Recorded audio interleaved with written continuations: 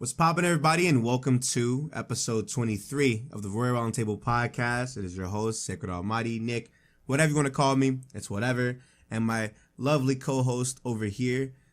How y'all doing? Chilling. Hey.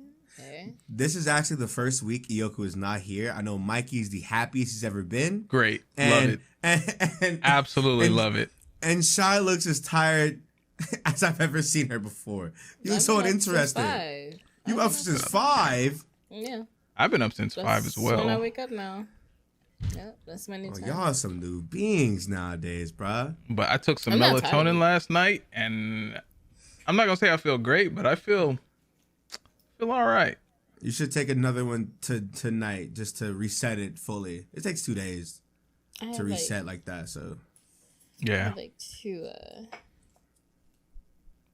3 edibles last night, so I got some good sleep. 3? All right. Yeah.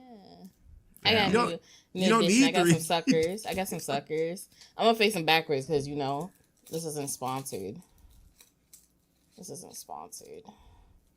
But I got some suckers. Y'all can't see what brand. I got some jelly rounds, and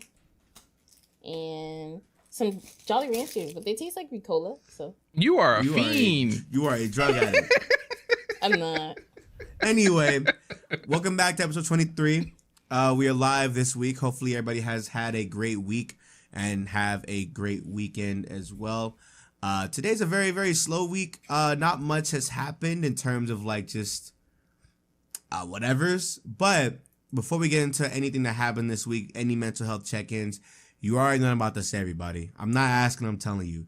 If you're watching on any or listening on any platform, make sure you rate the podcast 5 stars on Apple Music, heart the podcast on Spotify, leave a like on the video on the YouTube format, leave a like on the highlights and whatnot, and go ahead and go down to the Patreon, attached to whatever page, so you can support the boys. These videos are getting demonetized. I sat there for a good couple of days trying to request appeals, but they just don't go through, and it sucks. But I mean, it's so weird because we don't talk about anything at all. We don't. We even talk about video games. We're actually talking about video games today, and we're probably still going to get demonetized. Basically. So with that being said, make sure you leave a like, 5 stars on the podcast, heart the podcast, anything on any platform. Make sure you rate the podcast. I'm not asking, I'm telling you. Thank you for your support. Mental health check-ins. How is everybody doing? Mikey, Shy, how y'all feeling? I'm good. I keep seeing a sequence of numbers recently. 1 1 1 1. Not 11, but 1 1 1 111. And you've been playing too much Black Ops. Nah, but this nigga Mason. What the fuck going on? No. I don't know why. I would be looking at a video and then I pause and it stops at 1 minute and 11 seconds, or I would look at the clock and it'd be 1:11. I'm like, oh, that's weird. So I looked it up, and apparently it means I'm manifesting something in my physical life. So, yeah. Is that just the 1111 or just numbers in general? That's specifically for 111 because okay. I can't remember what 444 was. Somebody told me it just recently. 444 is prosperity, I believe. Then there you go. Yeah. So that one's just manifesting. I used to do that too, but I never questioned it. Whenever I would look up at the clock, it would always be my birthday. It would be 9/21. Or I would see 9/11 or 9/21. 9/21. Yeah, I would just happen to look at the clock around that time almost every day, and it would always be 9/21 or 9/11. But yeah, recently I also there was a bracelet I had got Nick, but I decided to keep it because it was very pretty, very pretty. But it's been pop. If I'm not wearing it, it's been appearing. You already got something. Mind your business. It's been appearing in different places. If I set it on my dresser, somehow it appears in the kitchen, on the counter, or it'll appear in the bathroom. Oh, you know what that is? What? That's Google. It's my spirit. No, that's Google. It's not Google. It's definitely Google. How is it Google? It's Google. How is it Google? Google AdSense is invading our real life now. What the fuck does that mean? Y'all didn't get the new update? No. If y'all think about something, it's gonna appear in front of you. That's conversations, Mikey. What are we doing? Nah, y'all ain't get the update. Y'all ain't get the update. They manifesting shit in real life now. Check it out, Google. Manifesting is such a unique thing because a lot of people, I don't know. I always say this, but a lot of people always like they misuse the term because they say that they're doing something but don't really believe in it. Mm-hmm. And I'd be like, it's just faith. It's just faith. Yeah. Like you can't manifest something and not believe in it. Like right. you gotta like for me, like I started speaking out my goals and shit more. Right. And I've been more like headstrong on them now more than ever. So it's like that's just where I'm at. So to see people like kind of like, oh, I want to do this, I want to do that, but then like do nothing towards that, it's kind of just like you counterproductive. You're not doing what you're supposed to be doing. Right. You just putting that you want to do. You just putting shit out in dead space.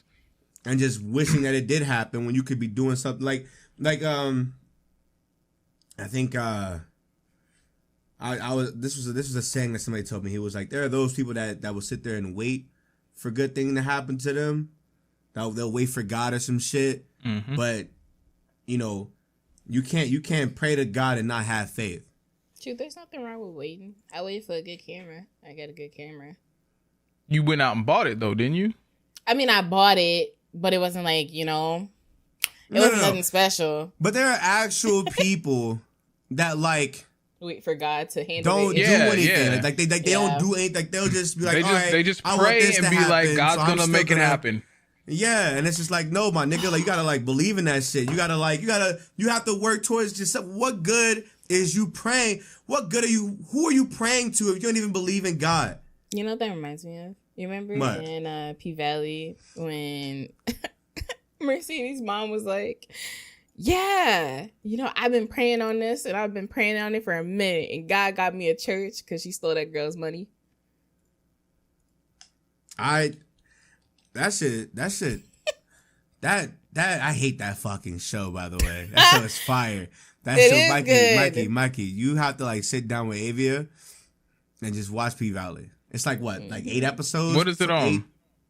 Stars. Stars. I don't got Stars. Fire. You can watch it on like some bootleg. You can watch that shit. Yeah, you're right. That shit fire, dog. That shit is fire. That shit is fire. Bootlegging it's so time consuming.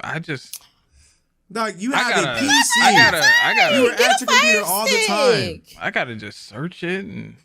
Yes. Anyway, I'll provide you with a link. How are you feeling, Mikey? Since Shy's having a good fucking week.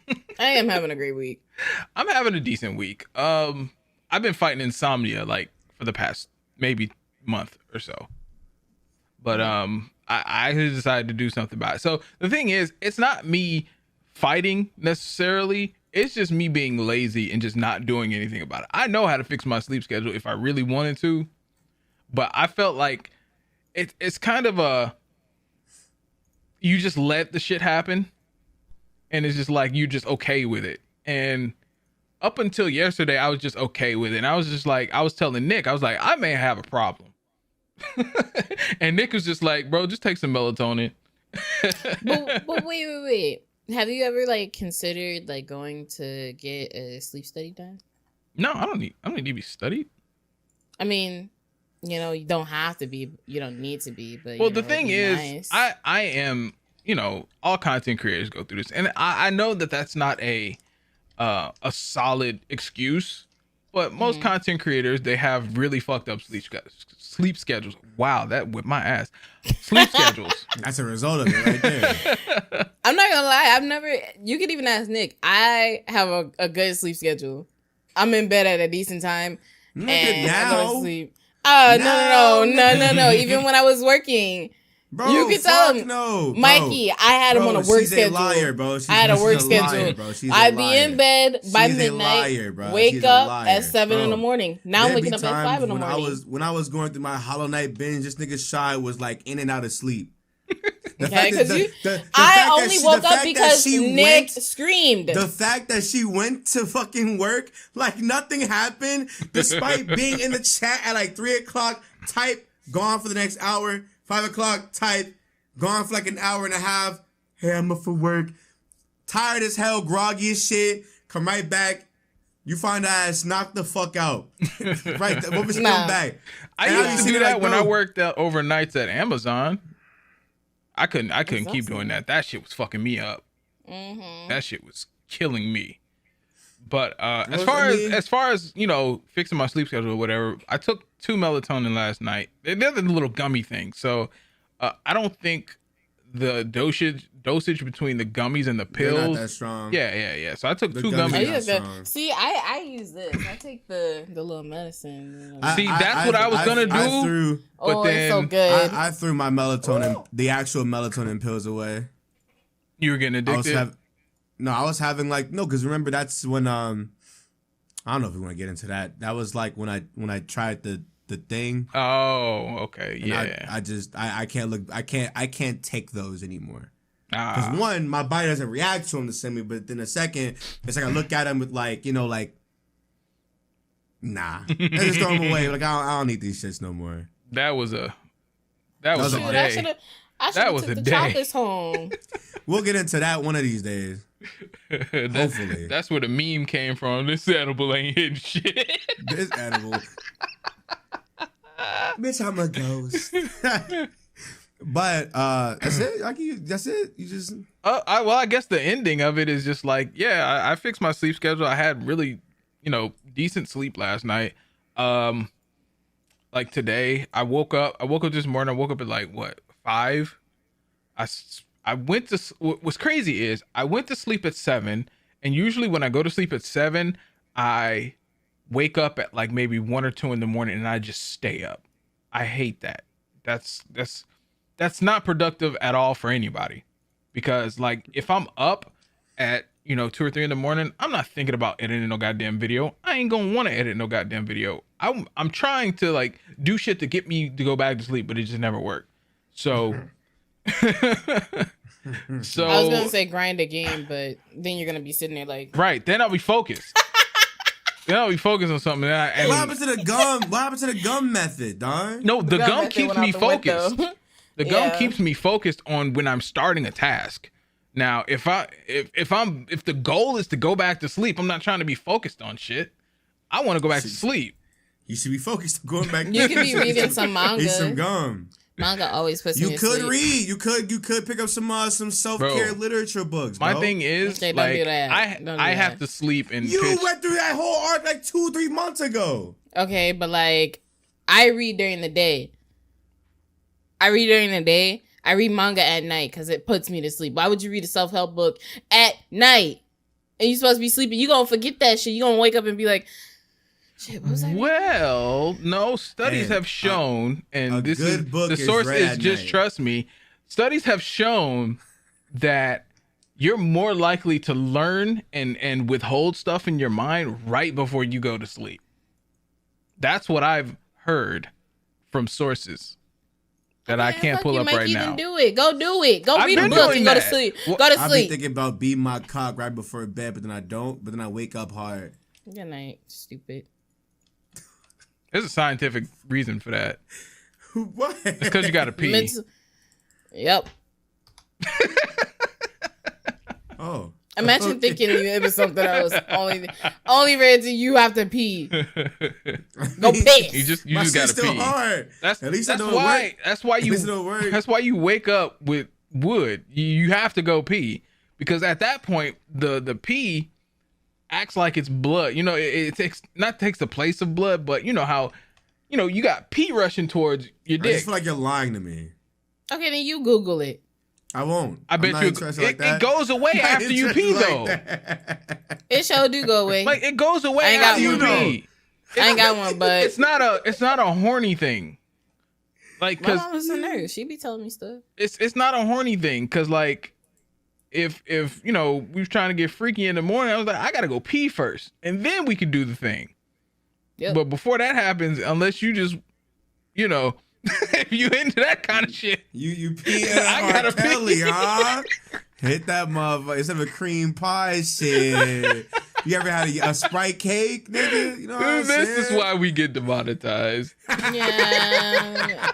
We don't even need to be complaining. Because this is why. Yo, what do you mean? Who gets us, bro?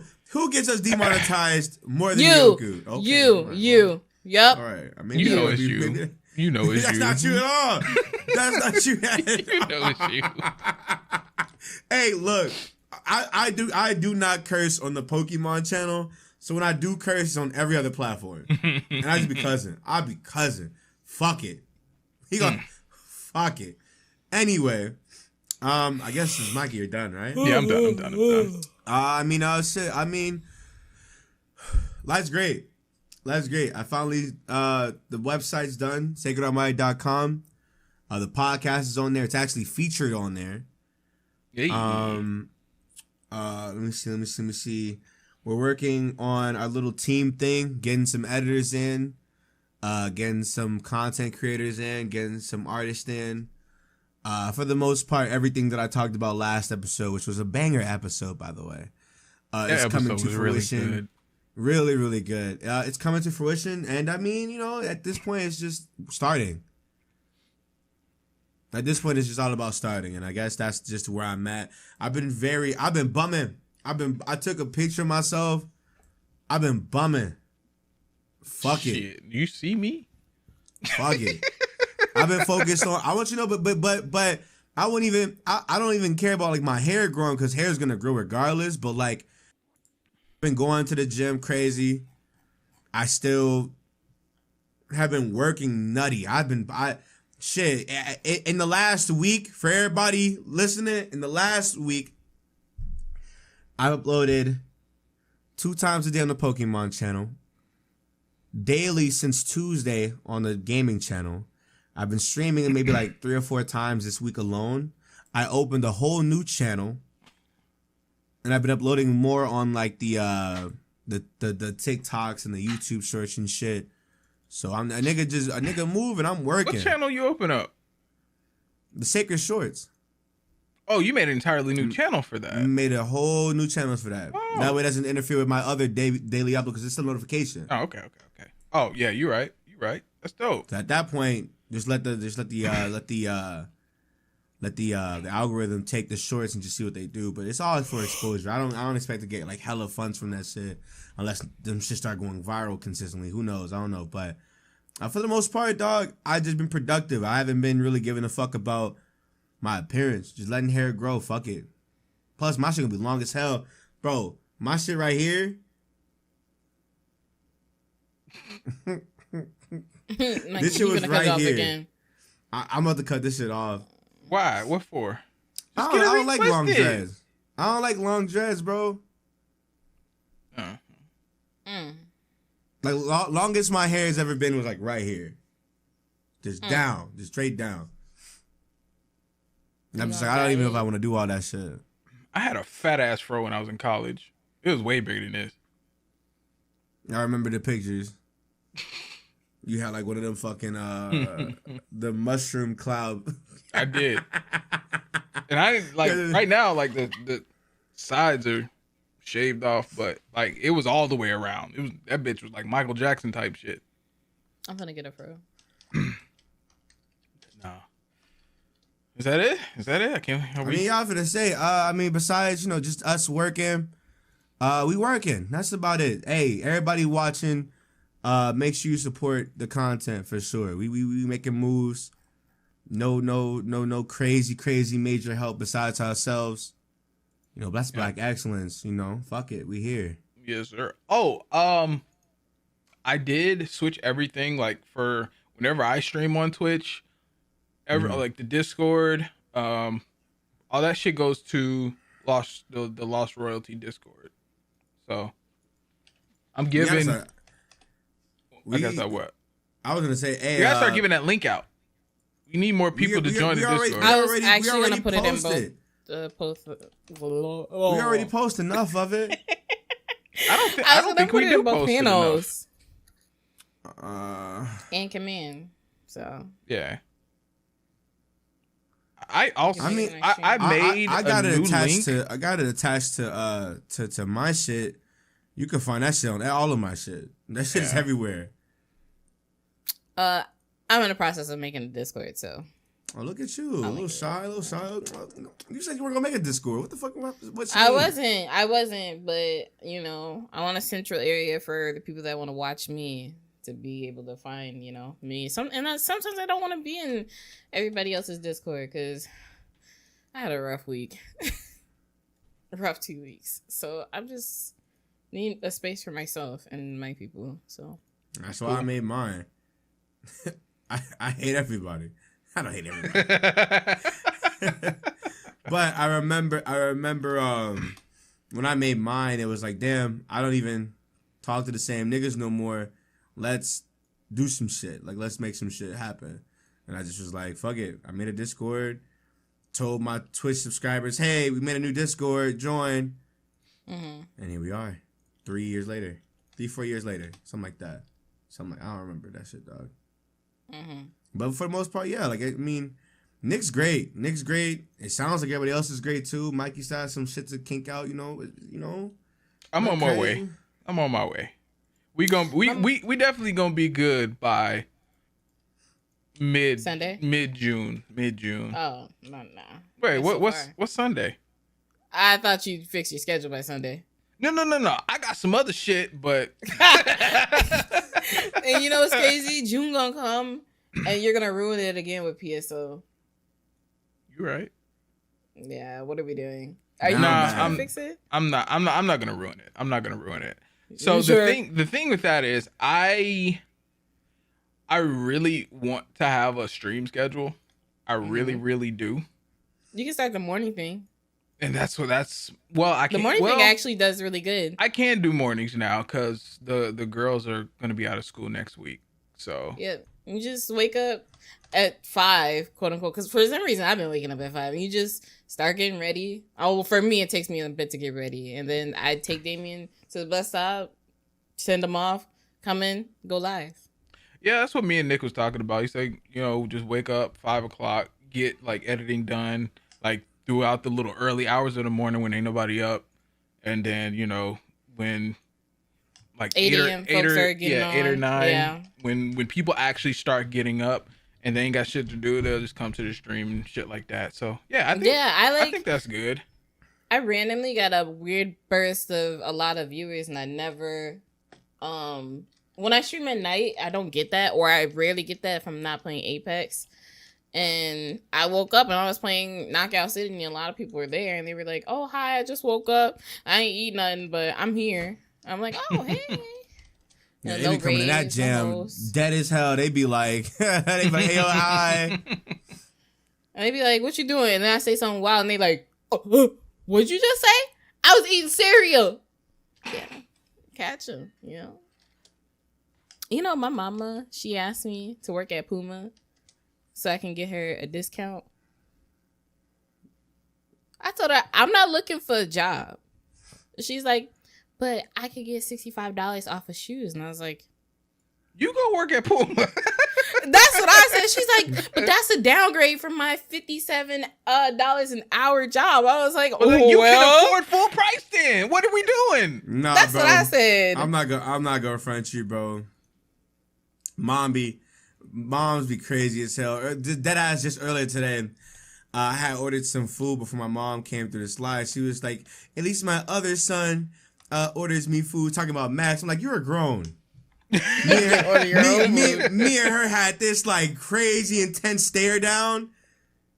And then like not even like a couple hours later, Max is with us. And she told Max to buy him something. And Max was like, I already bought you like hella flowers for Mother's Day. What the hell? And I'm like, yeah, bro, like who the hell she thinks she is? She always asking for something. She like, I am your mother. I'm like, yeah, and we 20-something playing bills. Shit miserable. Look at his life. My mama still be trying to get me to pay for stuff. I'm like, Ma, I got things to do. Speaking of which, I need to send her some money. I won't pay for anything. Well, I'll pay for stuff for my mom, but she'll never ask for me for anything. The most she asks out of me is just like food. She'll want me to cook for her, and I would be. I'm more than, happy to oblige to cook, because that's what I do. I love cooking. My mama wants me to give up my whole life savings for her. I'm telling you, once you become an adult, all parents want to do is be pampered by their children. Yep. It's just like, hey, I can't wait. That's crazy. You know what? And I was gonna say something. I was gonna say, you know what? That could be happening real soon. I can't wait. Real soon, Mikey. She's about to become a full-time Twitch streamer. My like, daughter, Daddy, look at this. Hey, here you go. She is doing so good. Oh my god. Bro, she reached 8,000 on TikTok. She's way past that. Really? I think she's close to 20,000 on TikTok. Oh, We getting out the hood, y'all. We getting out the hood. Blowing up. She kind of blowing up. We are getting out the hood. If she would just stream regularly, that would be great. Be on her. You're her father. How I'm gonna be on her? I'm not even on me. Okay, Let me fix me first. I mean, and then you I better can get on my figure it out. daughter. Like I may be fucked up, but I got priorities. 2K on Twitch, 250 on Twitter. I'm so proud of her. I retweeted all. I supported her. I unfollowed her because she made. She's definitely one of those. She's one of those. She's one of those. She's definitely one of those. Don't tell me like one of those.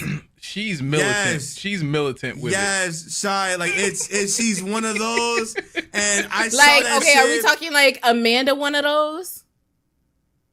Worse. Yeah. Oh no. I saw that shit. I was like, I saw it on TL. I'm like, hey Mikey, I'm like, hey yo, Mikey. He like, yeah, I already know. I don't even follow her on anything. I don't follow my daughter. I'm like, you know what, Mikey? I wouldn't want her to follow me. At least follow her on Twitch. Oh yeah, I follow her and sub. Yeah, I definitely I support the baby girl. You remember? But I'm not went in there. And I I'm her father now.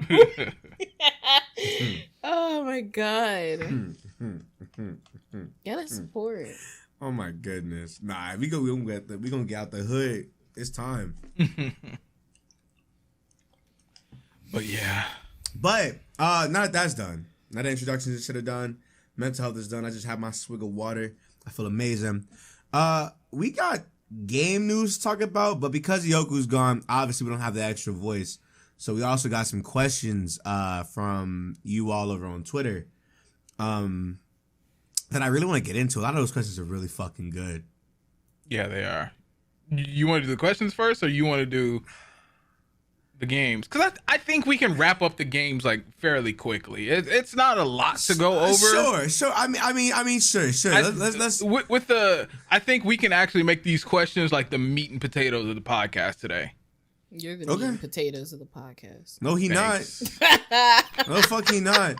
He the mashed potatoes at least. No, okay, I'm the steak. Fuck this nigga. I'm the steak. So you're the I'm corn. The steak. Yoku is the broccoli. All right, Mikey's the mashed potatoes, and I'm the meat. Mm. I got fans. I'm the meat. Anyways, I'm the meat. I'm the meat still. I'm the meat. You can say you're the meat, but the fans chose me as me. I'm the nominated. No, you're saying I'm man-made. You're saying I'm man-made. I'm man-made. No. You're the broccoli. You're the broccoli. No. Is Yes. broccoli man-made? What the fuck yes. Google it. What the fuck? Broccoli isn't something you could grow. That's man-made. Damn. I've been living a lie. Is it healthy? At least? Shit. Yeah, broccoli is a human invention. It was bred out of the wild cabbage plant. It was cultivated to have a specific taste and a flavor that was more palatable to people. So it's just cabbage? It's just cabbage, yeah. That's fucked up. I've been told a lie. I didn't know this shit at all. Anyway, Matt, you're still broccoli. If anything, I'm the cauliflower that people can use as substitute meat. Now that shit looks man-made. That's just not me. Have you guys ever had cauliflower wings? Cauliflower wings slap. I always question cauliflower. I've seen you body real wings before. You would eat those over fucking cauliflower wings. What are you talking about? But I would also eat cauliflower wings because cauliflower wings slap. So if you had to choose between both of them, you're not choosing cauliflower wings. I'm not gonna lie to you, I would. Anyway. Put some wet buffalo sauce on it. Oh my god, then deep fry it. Oh my god.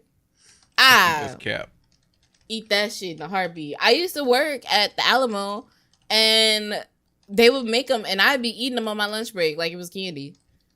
Be sitting there, they'd be like, "What you eating, Sean?" I'm like, "Cauliflower wings." Perfect. You little nasty nigga. You're nasty. Anyway. You're nasty. Anyway, like I said, you're the broccoli. You're sitting here mistaking your piss for being hard. Talking about some, I'm trying to do it in the morning. You never heard of lemon cake? Fuck a cream pie. Can we go on to the next topic? You're disgusting. No, pissing and shit. No. That's so gross.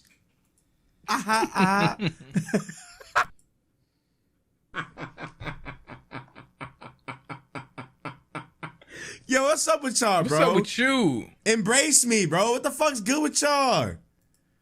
Let's start with these goddamn fucking questions. Anyway, y'all like pineapple on pizza, yes or no? Yeah. Pineapple's good. Crust. Like, yeah.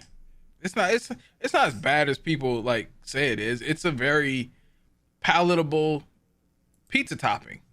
It goes with the pizza. And whoever says it doesn't just don't have good taste buds. Niggas eating chicken fingers all their goddamn life. From the store.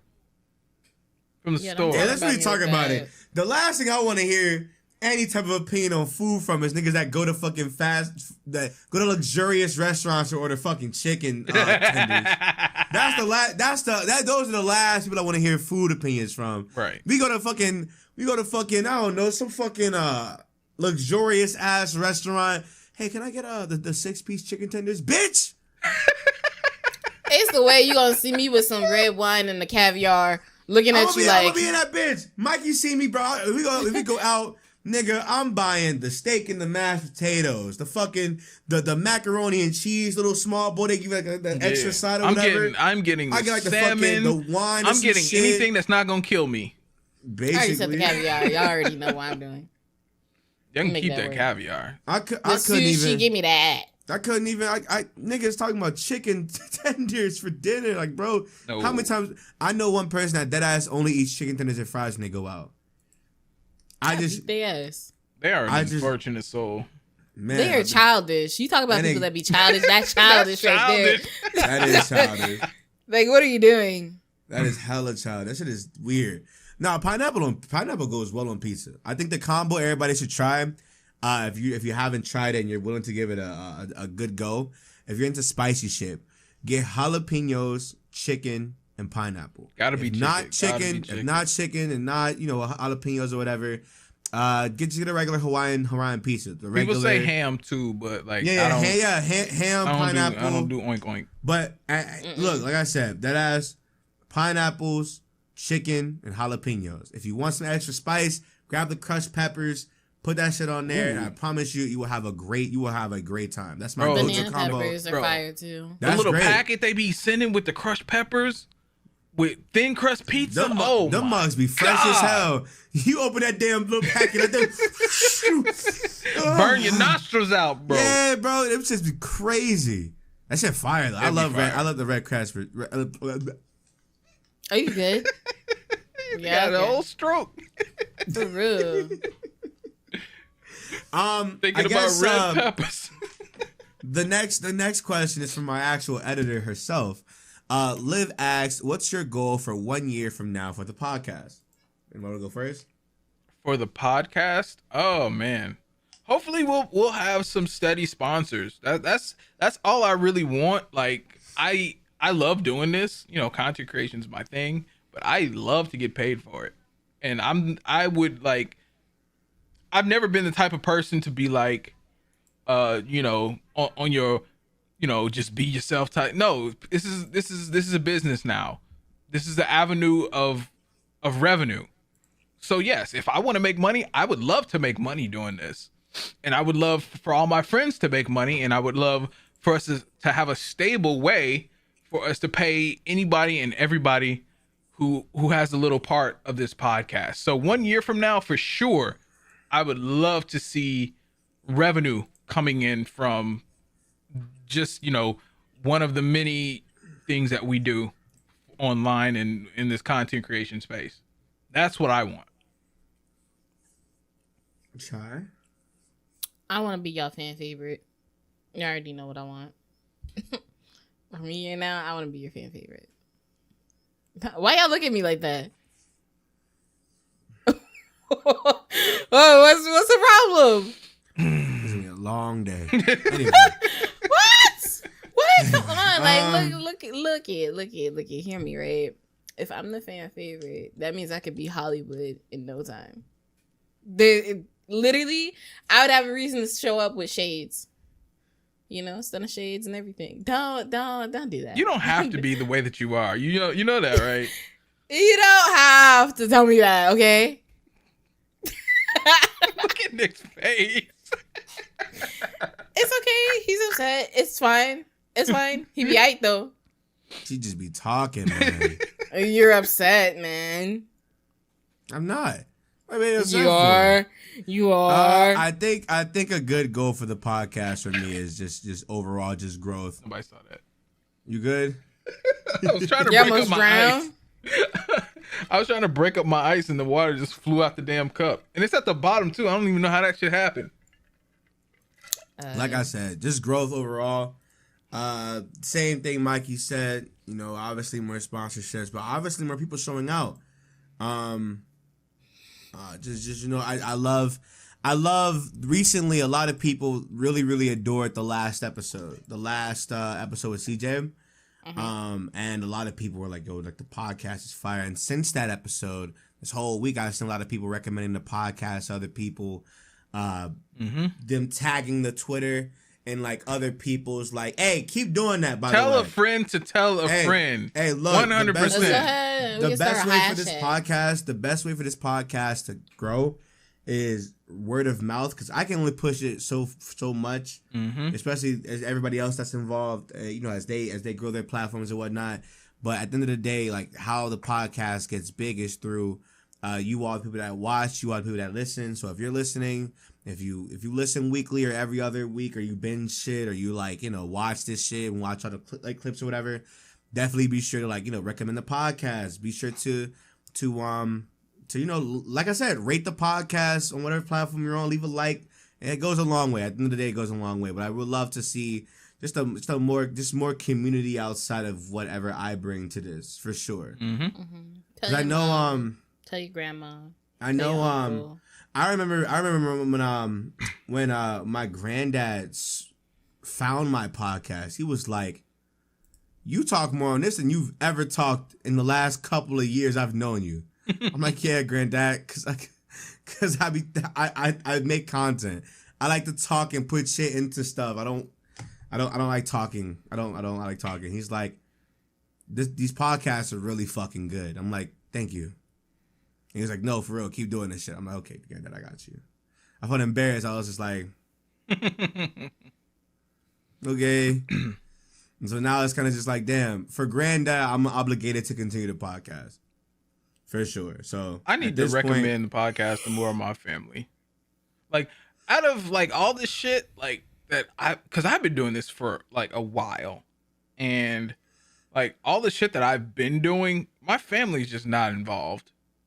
Because at that point, it was kind of, like the taboo thing to do, because of, we are just now getting into this, space to where it's, viable work, Yeah. So, and I always hid that from, the older side of my family, because it was just like, obviously to them, it was just like, no, get your ass up, go get a job, you fucking bum. But I think now it would be more acceptable. And it's kind of crazy, because it's like, it's one of those things to where it's, I'm looking for the right word. It is,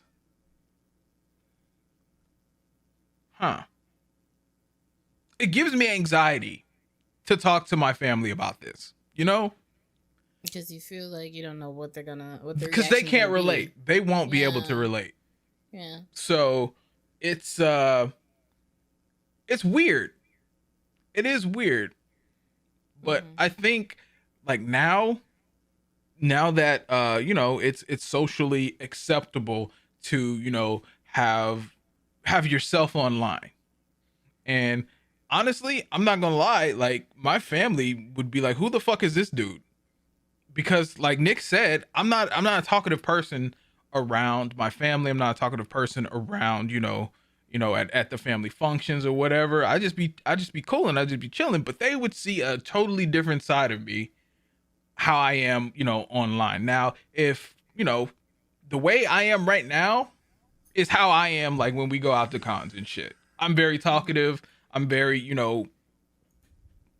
I'm me.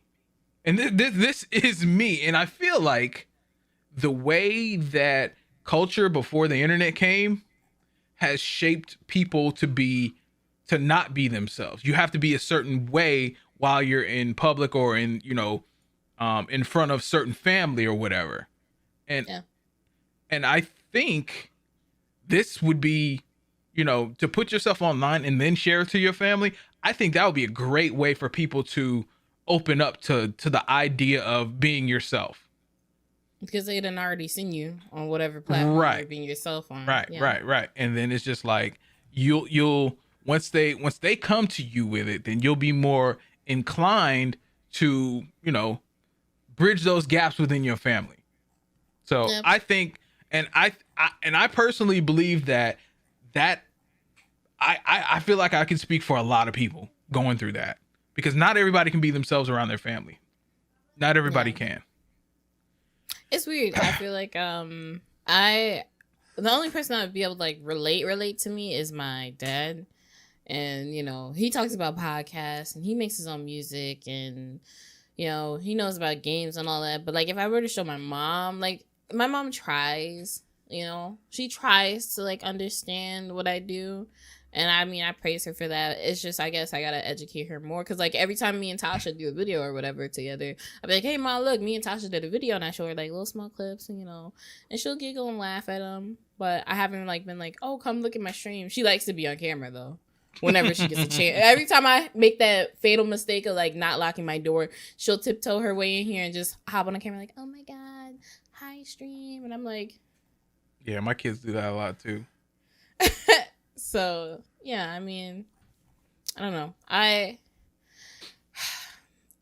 don't know. I'm not really too as far as the podcast, I know my dad would listen. My dad would listen and he would, he would support. But I guess I'm at a point where I don't care if my family accepts me or not. I've always been that way, with like my cousins, and I'm not close to my sisters, so it's just like, who else I gotta be me for aside from me? I feel that. But I know we went off on a tangent. I just feel like that had to be said, because not a lot of people can, be themselves around, their family or whatever. Most definitely can. And it, it sucks. People don't want to be able to watch, or I really praise those people that are like, oh yeah, anime. But as soon as they like leave their room, it's like, oh yeah, I'm in my church clothes again. It's just like I wish folks were just more open to it, and they act like they are for a certain period or a certain percentage, and then just be like, anyways. Yeah. So next question. Y'all went on a humongous tangent. I was in this bitch listening. I thought your ass was gonna go to sleep. I was gonna say, cool. Well, I was just listening. I'm just like, man. I was letting y'all talk. At this point, I'm letting y'all talk, dog. Hello. Are you talking about me? I'm just letting y'all talk, dog. You talking about me not talking? I mean, after the end of the last episode, yeah, we kind of need to talk, because this nigga took a whole hour to himself. I know, right? He was like, my name is Nick, and here's my experience with a whole lot of things. I just want y'all to know in depth detail and everything. CJ was in there like, oh, and shit. I'm just like, yeah.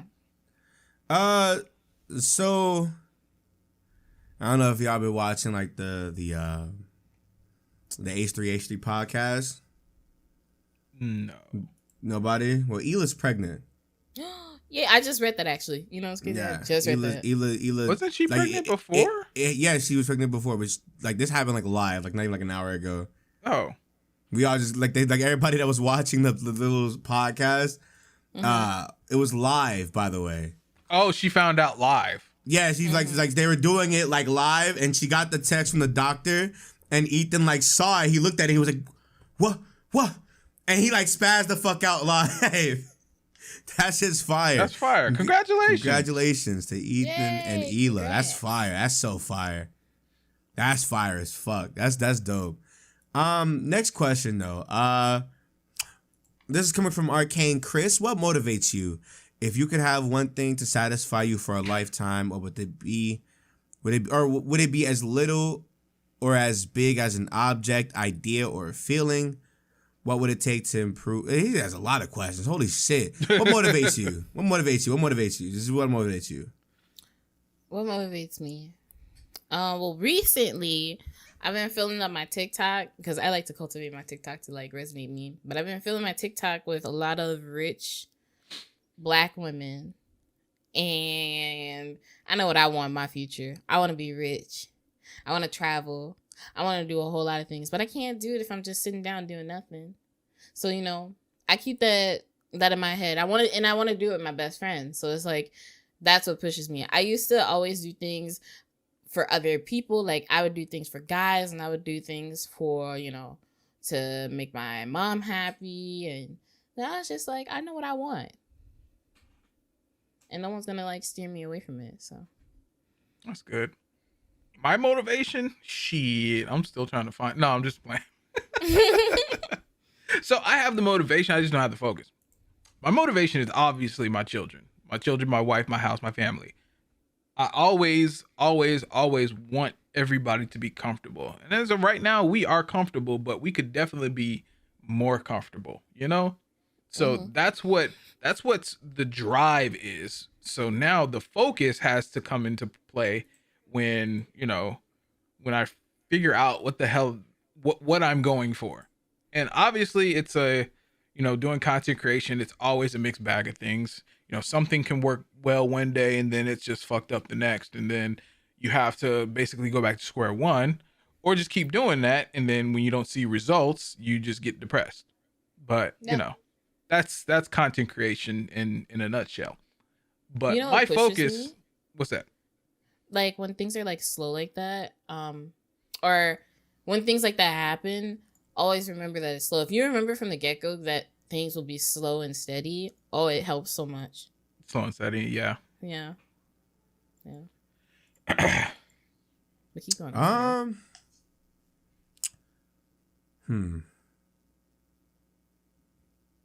Mine sounds so weird. Okay, here you go. Mine sounds very, very weird. What motivates me? I said this last season. Paradise. That's what motivates me. Just like just freedom of expression, freedom of self. Like Shai said, being rich, but I think more so for me, kind of just being able to do whatever the fuck I want at the whim of a dime. Yeah. Like if I wanted to, flick, got it, let's go. Come on. Like let's go. And I think that's what drives me kinda. It's kinda just like paradise to me is like peace. So I'm really just chasing peace, essentially. And allowing myself to express myself to find peace. That's what paradise is. I like that. That's fire. I like that too. Can I change mine? That's all. I'm just playing. Yeah, I got a question for y'all. Y'all like vegan burgers? The little black bean joints? No. Like The Impossible shit? Impossible burgers, yeah, Impossible burgers. They're fine, but they're not a substitute for real meat. They're not? Like, I don't think they're nasty. I think they have their own very specific taste, but if I want a burger, I'm just going to eat a burger. Yeah, because I found out that it's the same amount of calories. I was just sitting here like, The fuck am I? What am I eating this for then? Well, yeah, calories, but the stuff that they put in is actually good for you. So, I mean, calories, you could just basically offset that deficit, but the shit that goes into the burger, it's not like it's gonna clog up your arteries or some shit. Oh, great. So I should be eating more vegan burgers. I think I will. That's good. That's good. That's good. You can catch me at Five Guys though. I'm getting fat. You got me fucked up. You got me fucked the fuck up. Now me catching y'all at Heart Stop Restaurant. What's wrong with y'all? Hey, I'm here for a They good gonna, time. I'm gonna literally walk in and y'all gonna be over the thing and they hitting you with the pat on your ass because you didn't finish your fucking food. Hey, disgusting. I nigga need that. Y'all make me sick. I nigga need. Grease and all down your throat. I guess well, shit, that actually, I mean, what motivates you? And I guess the other question was your ultimate goal in life. I guess that's pretty much the same. We pretty much answer the same question. Yeah, comfortability. Like, I don't want to be like rich, but I want to be comfortable, man. I want to be able to, like you say, like, let's go. It's a drop of a dime. Like, I want to be able to go to Vegas or go to Jamaica or whenever the fuck I want. You know? I'm going to Jamaica. Like, that's the dream. And still, when we come back, be able to like keep it going.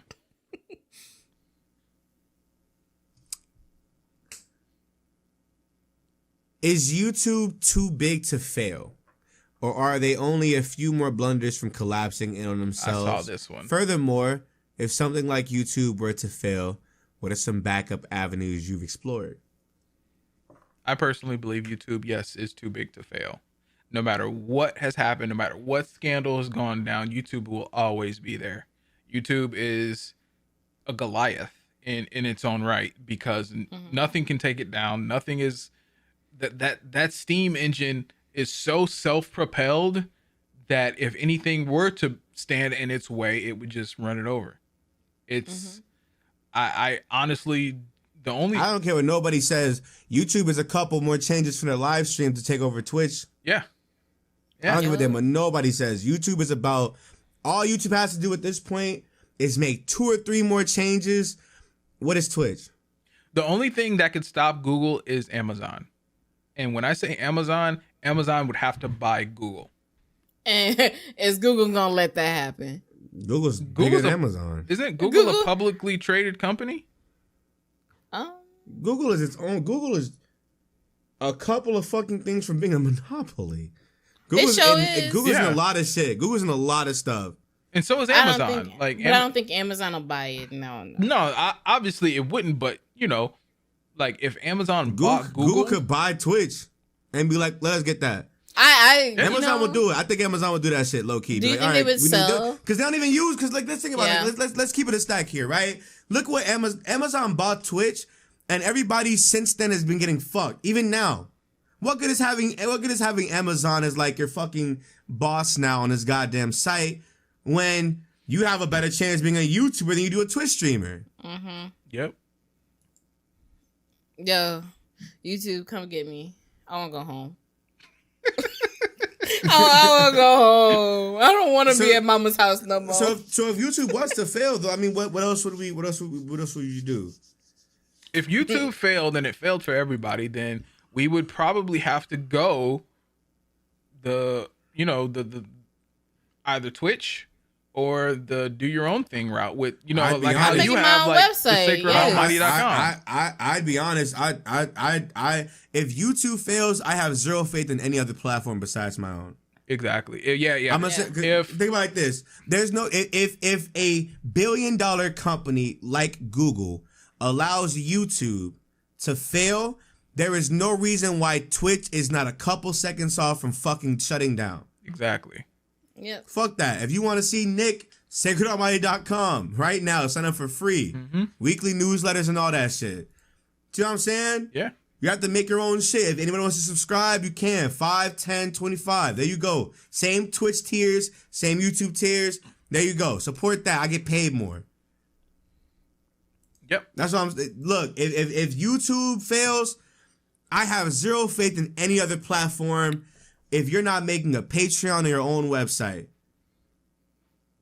Dead ass. Don't even bother with a Twitch. Fuck that. Use it as a Twitch platform, as a stream platform, but from the most part, host your own content. Yeah, definitely. If you make videos and shit like that, then yeah, host your own content. But like the other avenue would have to be Twitch, like for live streaming. Self. Yeah, but yeah, I think it would be self. I mean, you would use Twitch as a traffic. Yeah, like if Twitch it were me, traffic, and then use Twitter. Host your own content. Yeah. I don't believe in that shit at all. Another one, life lessons from different perspectives. Like, what, they just want us to tell like a life lesson or some shit? I guess like a life lesson. My life lesson would be to, and it sounds cliche, but deadass, follow your own dreams. Because if you start out trying to realize somebody else's dream, then you'll find way late in life that they don't give a fuck about you. They were just using you as a stepping stone to get what they wanted. So always put yourself first. Because I learned that lesson way too late in life. Way too late. Always put yourself first, and then once you're straight, then put other people on. That's me. Believe in yourself. Always, because at the end of the day, everybody else can always stop believing in you. And as long as you believe in yourself, you can do anything. And that goes from streaming to being an astronaut to being, well, if you can't sing, I'm sorry, but you can't sing. But they got auto-tune. Auto-tune is there. Then make it work, I guess. Whatever. You're right. As long as you believe in it, do it. Everybody else will say what they have to say, but you'll be able to keep going. Mm-hmm. So, yeah. I don't have one. So ugly. I don't have one. You don't have one. You don't have any life lesson. I know you have a life lesson. I know, right? Because he always I could say like shit. 5 right off the top of my head that you definitely learned your lesson. Please do. Hard-headed as hell. Family. Please do. Family. Not everybody. Your family will never. Just because they're family, they will not always have your best interest at heart. Yep. There you go. I got one. Finally? I got one. I said this on New Year's when we did like the little New Year's thing in the server. Time spent does not equal strength. I could be friends with somebody for the longest time. I could be family with somebody for like my entire life. If the strength of the relationship isn't as solid as the time you've been with that person, that shit does not matter. I feel that. Agreed. That's mine. That's mine. That one. That was the one that was like speaking to me the most. Yeah, I think I'm gonna go with that one. I want to hear these other 5. I want to hear these other ones. 5 what? The other 5 fucking things you had for me. Oh, because that was hyperbole. I only had the one. Exactly. Niggas ain't shit, bro. Because you always want to be like, oh, I'm different. I ain't got shit to say. But then, as soon as the end of the podcast comes, but wait, y'all, I got something I got to say. We be here for the next 3 hours. Another life lesson from Nick is if you feel the first edible not hitting, please wait. Please wait. There you go. Don't take another. Just I was wait. in that bitch. I was in that. As the edible connoisseur, don't sit here and take. You know what? I have a little thing on here on the back. It says you take 1 if you want kicks and giggles. You take 2 if you want to drift away. Take 3, you need to call off work, and take 4 if you just want to be, dead. No, not dead. Not dead in the hospital, but ended up. Well, good. I was in that bitch. There's like these big fat ass brownies, big brick ass brownies. I'm like, yo, imagine not knowing how to dose yourself. I'm cool and I'm okay. I grab the other one, same size and everything. Take off half of that bitch. Yo, this shit. Eyes dilated and everything. I start fucking flying. I'm freaking the fuck out. This nigga just immediately went into hyperspace. Stupid as hell. It was a great time though. Super dumb. It was a great time. I think my the left side of my brain unlocked. Yeah. Yeah. I'm dead ass shit. That bitch. I woke up with a big fat ass headache over here, and I was like, nigga, I never even use you. Fuck is going on? Hey, your cousins ain't shit for taking your shit. I mean, he only had this much left. He had a little small ass fucking thing left. Shit, go ahead. He came back in that bitch high as hell. He was like, my nigga, off that little small ass thing. He was like, yeah, that motherfucker's strong. That bitch was strong. That bitch was coming through the package. That's why I don't want them chips. Them chips, wherever they are. They must have put hella. These motherfuckers be lying by how much they be putting up in them motherfuckers. That little small ass thing, like probably like a little small ass nibble, had that nigga on his ass. He was. I'm like, you good, cuzzo? I'm high as hell still from the hospital. You good, cuz? He like, yeah, I'm decent. We high as hell. That was stupid. We high as hell. Let me see. Another one is, what's your stance on hookup culture? Do you think it's productive or ignoring critical issues with mental health? Hookup culture. I honestly just believe it depends on the person. Like, can I go? Of course. Can I go? Like, I know you got shit to say, but then goddamn. Damn, and then let me go after Mikey, because you look like you gonna talk. Right, you gonna talk forever. So I'm gonna go, and then she gonna go. Yeah. All right, dog. We've been sitting here, bro, every single fucking time. I'm tired of this shit. Every single time we do these stupid ass mental health check-ins, Mikey will sit there and tell you his whole fucking day, and then his last week. So what? And fuck you. That still doesn't negate from the fact that you be sitting here having like hour-long monologues. I do talk, and I've been talking. I wouldn't be fan favorite. I wouldn't be fan favorite if I didn't talk. You're not fan favorite. I am. You're not. I am. You're just a woman. Yo, put a 1 in the comment if I'm fan favorite. Answering the question. Okay, and you're a nigga. Oh. I want you to know, I thought this was gonna go in a whole different direction. Anyway. All right, so look. In this day and age, I don't think hookup culture is bad. I don't think it's a bad thing. It's all the boomers, that's around and be like, you got to be with one girl and blah blah blah blah. Man, all that shit worked for them. You know what I'm saying? If me and I can't say this because my kids are right here, but fuck it. If we happen to split up, there would be no Mrs. Jordan. There would be not another Mrs. Jordan. It just wouldn't happen. Marriage for these times, it's not needed. It's an archaic thing. The reason for marriage in any type of thing before, it started to be popularized or niggas doing this shit for love, it was for status. It was social status. Like, a princess couldn't marry anybody but a prince. Like, a high status stayed with high status, and low status stayed with low status. That was all marriage was. So for this day and age, it's moot. It doesn't matter.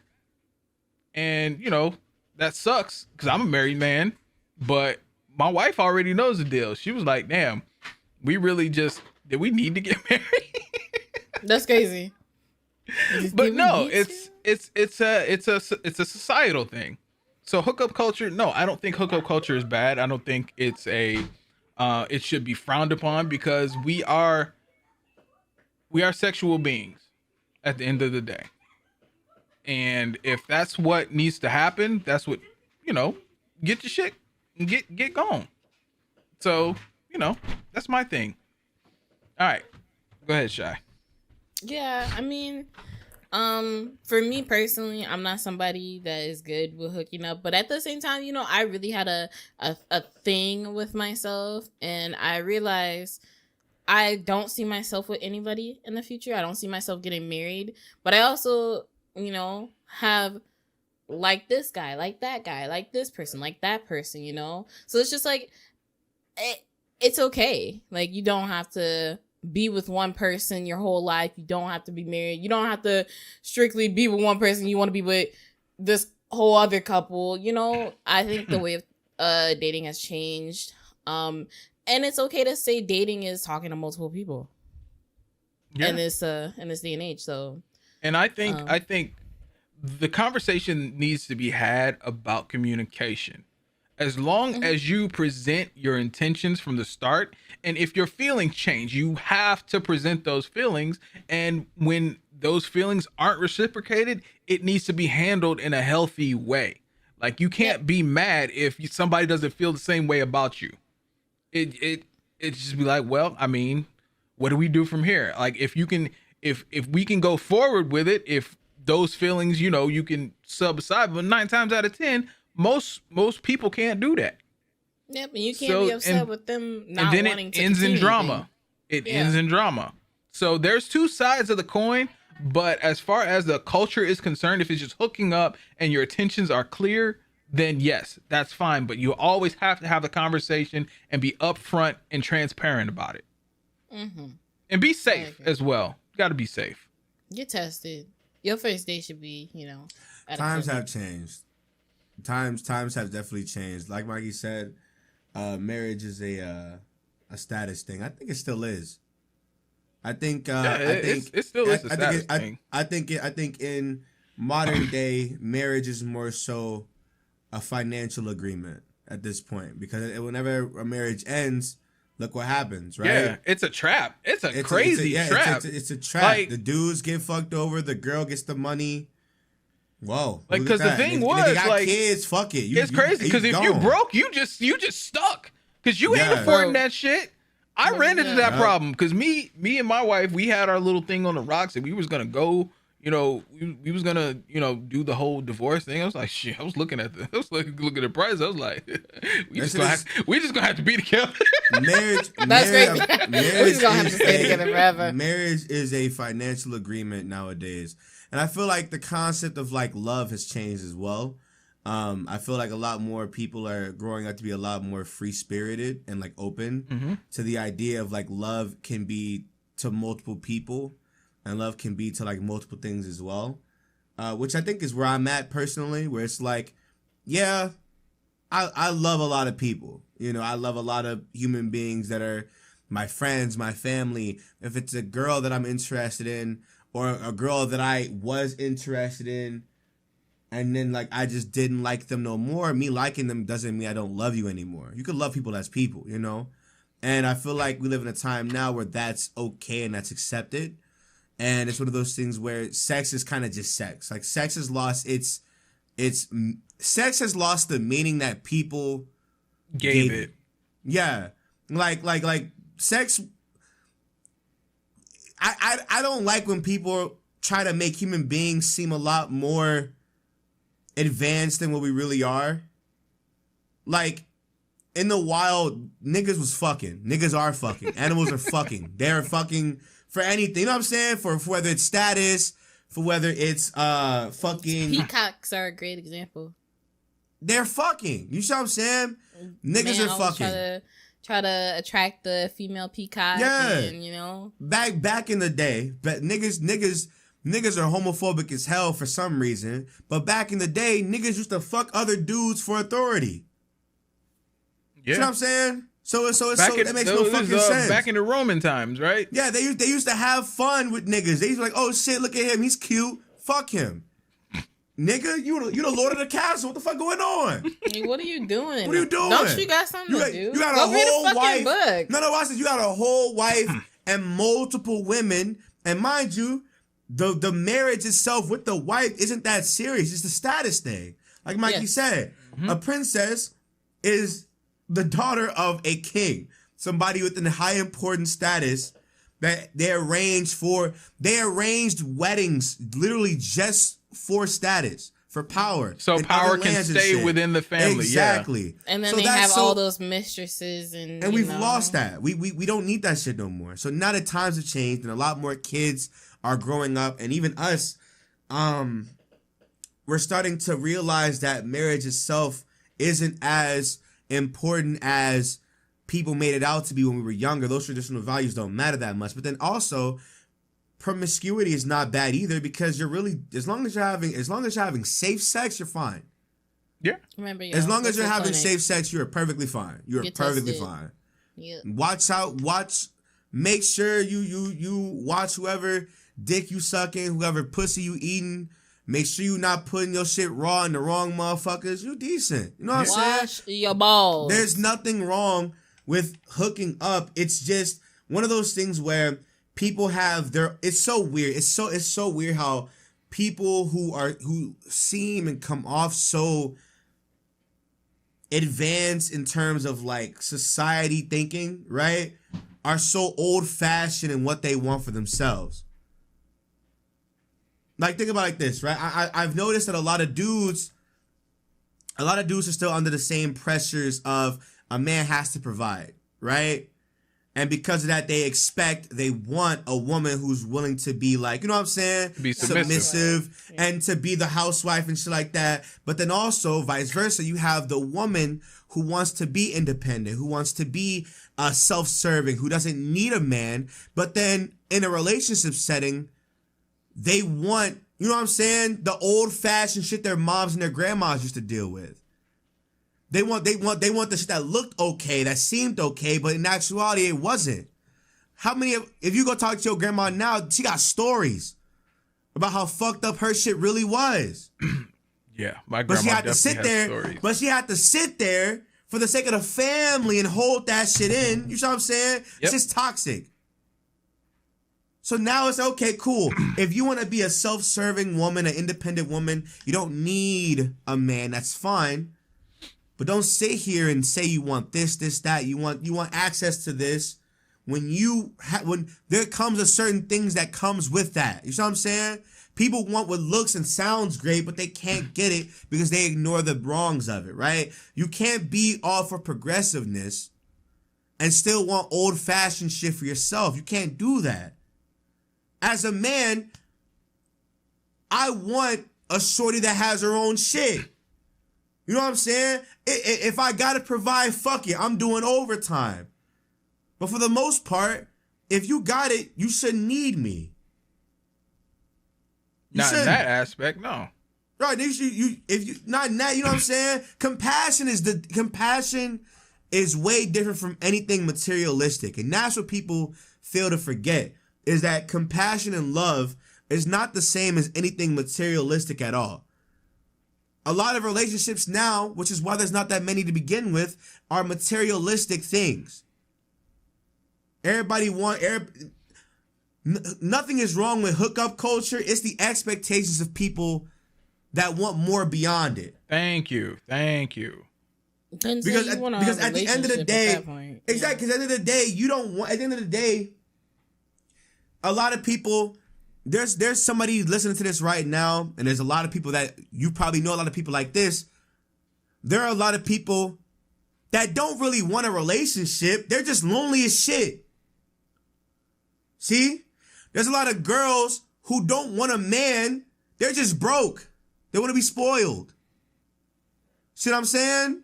Mm-hmm. There's a lot of people are trying to fill holes in their personalities with the idea of something that was given to them as children. The idea of a perfect relationship was given to us at young ages to the point where that's what we want.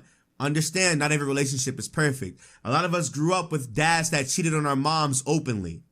We just didn't know what the fuck was going on. A lot of us were stepchildren to some nigga or to some woman who had a whole different life.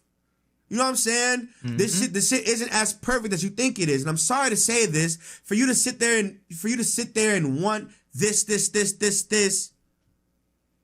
is unrealistic as hell. Sure, we would all want a loving relationship, a relationship built on understanding, a relationship built on of love without compromise. That's not happening. As human beings, we're different in nature. What I want could be different than what you want.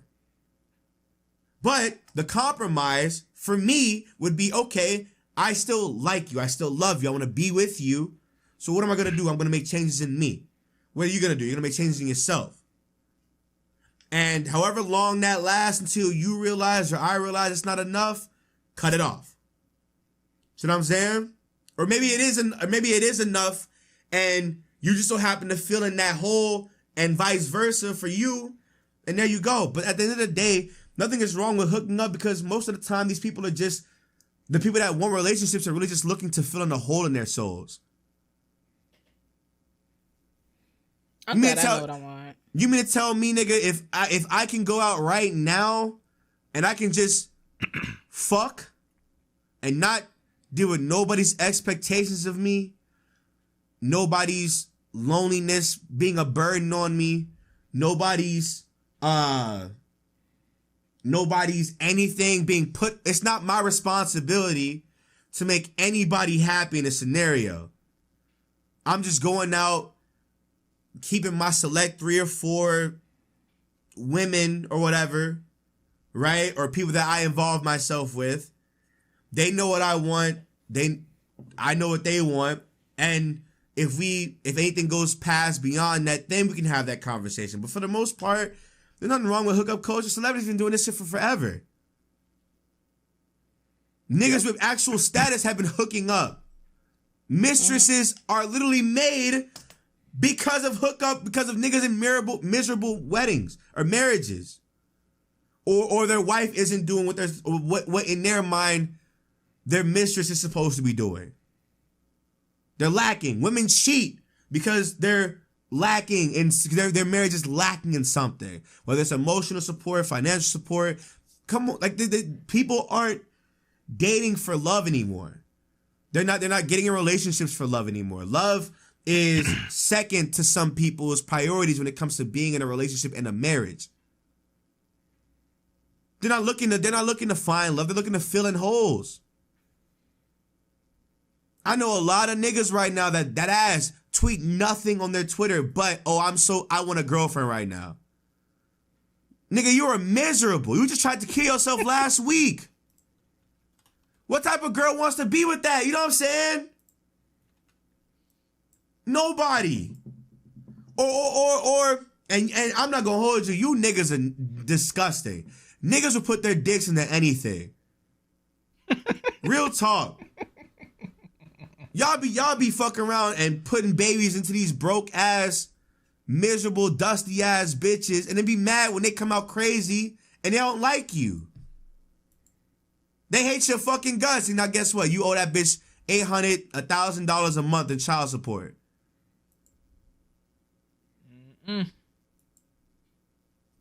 Nothing's wrong with hookup culture. Just wear a fucking condom and know what you want. Know what you want and be ready to understand what you're willing to compromise for the person that you do eventually end up having feelings for. Because someone's gonna put a baby in. Because that's a possibility too. And then I just saw a tweet recently. This dude said he hasn't smiled in 3 years. He's like, choose your baby mama wisely. And I for me, all I know is I'm gonna have a lot of mistresses. I ain't gonna have nobody. I got mistresses. That's it. I would be. And men. Another problem is these bitches out here trapping niggas. Now there are some. I'm about to say the most sexist shit on the planet. Women are evil. Women are evil. There are women who out here who just trap for no reason. They don't make their intentions known on purpose. And there's some dudes like that too. That's what a womanizer is. Yep. Oh yeah. But I think it's. I've been called a womanizer before, and I've never been so insulted in my life. I was like, how the fucking dare you? I'm very honest, and I don't. I'm definitely gonna sound like a misogynist right here. So but brace yourself. But I think it's worse on the woman's end because they're bringing life into the world now. They're bringing an extra life into the world on on the guise of, deceit. That's terrible. No matter what a man does, you can just just fuck off a woman just because and just hurt her feelings and all that kind of shit. Yeah, that's bad. That's terrible. Absolutely the fucking worst kind of scum man on earth. But there's women out here who are just getting pregnant just because. Then the baby mentally fucked up. Yeah, because the father doesn't want to be there. And the mom doesn't like the kid because the kid starts taking features from their dads. It's terrible. Which they didn't like, who they didn't like to begin with. I don't understand why you would trap somebody, because if you don't want to be reminded of the father, well, damn near that baby gonna come out looking like they damn daddy. Yeah. Every time. I don't understand it. I absolutely don't understand it. I have the audacity to be like, you look like your damn daddy. Well, you shouldn't have trapped me. I was gonna say, shit, mama, I ain't asked to be here, nigga. You the one that was open legs. We gotta be honest. Uncomfortable conversations makes for the greatest progress in life. It does. I've been learning to embrace a lot of those shits. I've learned to let shit trigger me. I'm comfortable. Well, that's just because you're secure. Other people aren't secure like that. Yeah. Yeah, I'm just saying, I'm comfortable with conversations. I'm cool having uncomfortable conversations with people. I'm like, look, this is I'm here for it. Feelings. Conversations about my flaws. I love the truth about what's wrong with me. I love the truth, and I love my truth. That's the thing. Yeah. That's the thing too. It's Unfortunately, DMX said this shit a while ago. The truth only means something when the person listening is trying to hear it. And that's the truth. Because a lot of the time, the problem with a lot of people are they're looking to hear what they want to hear. They're looking to feel validated. And unfortunately, and I hate to say this, your feelings don't matter as much as you think they do. They matter to you and only you. Exactly. Yeah. Find some solace in yourself, so you can be okay with knowing that nobody really cares, dog. And if anybody ever feels a way about something that's actual factual, not an opinion, but an actual fact, and you feel a way about it, that's just the truth. And there's something within you that you got to change, because the truth made you feel some type of way that you up in arms about it. That's nobody's problem but yours. People hate the truth, dude. And it sucks because the truth, I'm sorry to say this, the truth will hurt your feelings more than a heartbreak will. I'll tell you that much. Yeah. The shit hurt. Yeah. The truth will actually make you a better person, too. It will definitely make you a better person. That's what 100%. Tell me the truth. Tell me everything. You have to learn to embrace everything. Embrace that shit. Embrace discomfort. It's kind of like that conversation of folks that, only want help when they want it or when they need it, or no. No, they only take help when they want it. No, they only take help from a specific person when they want it, when they want to. Oh, no. Or niggas who complain just to complain. They only want to help themselves when they really want to need it, or something like that. It's something along those lines. Something like that. I'm trying to remember what the hell what the saying is. Whatever the saying is. People are very selective of who they receive help from, though. Yeah. Yeah. Like you can try to do whatever you want, but you probably aren't the person that person is looking for. Which at that point, I'm not gonna front you. Thinking about that added a lot more to my not giving a fuck factor. That honestly, I used to say a lot of things to people, make them feel better. But at the same time, it's just like, if you don't want my fucking help, then you just sit there and be miserable. Sorry, I hope you don't get that attention you was looking for from that person. You're not gonna waste my time. I'm a good person and I'm helpful. That's all. But if is, you don't dog. want it, you can sit your ass there. Niggas will sit there and tweet and say miserable you shit. Can make all those fucking the tweets. moment somebody comes out and they be like, "Yo, what the fuck's good with you? You good? You good? You good?" They'll be like, "Yeah, I'm fine. I'm fine. I'm fine." They go right back doing it again. Right back doing it again. Right back doing it again. They're looking for somebody that they have somebody in mind when they tweet that shit out. Mm-hmm. When they post those cries for help, they have somebody in mind. That's terrible too. That's just like that bait shit. It's terrible. Like if you posting out cries for help, then you should be ready to accept any help that comes your way. You know, that exactly. I literally, anytime I like tweet something and somebody responds to me, many people would respond to me. I'm like, yeah, I'm good. You know, I respond to all of them. It's not like, oh, yeah. And someone's like, are you good? And they just sit there, no answer, no nothing. Yeah, I'm good. That's at least me. I'll tell you I'm good. But people are attention seeking hoes. Mm-hmm. Basically. Yeah. I guess next question. I guess the last question for this one. Yeah. What do you think about the current age of digital business and entrepreneurship, and even the new avenues of making money / carving your own lane? Also, how long did it take for you to realize this is the age we live in? I really like it. I like where we're at. You wanna know why? Because I keep seeing PG tweet this. The fine line between being a celebrity or getting to Hollywood and being a content creator has been getting closer and closer by the years. Mm-hmm. And a lot of folks are able to make these inventions or be these kind of like entertainers with what's given to them from like Facebook, TikTok, YouTube, Twitch, and they're creating something more for themselves and providing a business, whereas you don't have to work under Miss Sally Lou, who works for this giant ass company, and you're only getting a little bit of whatever you're trying to make.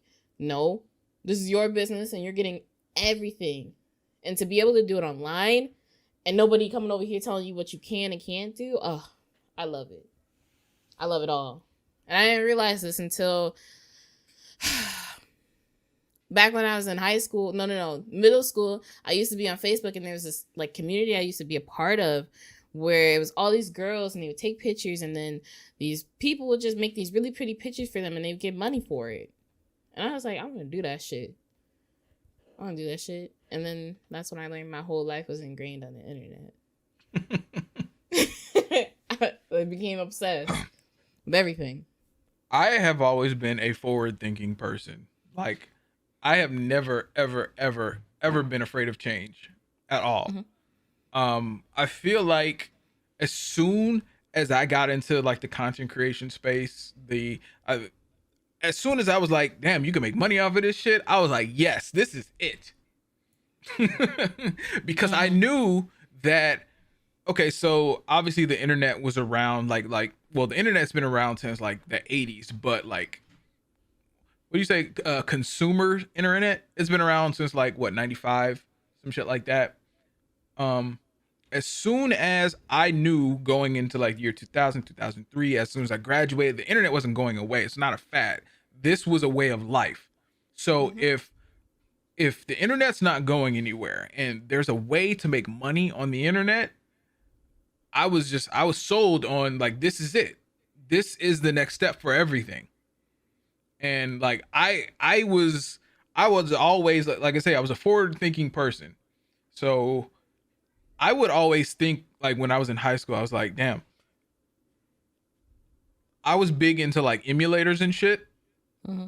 I was like, damn, I'm getting all these games for free.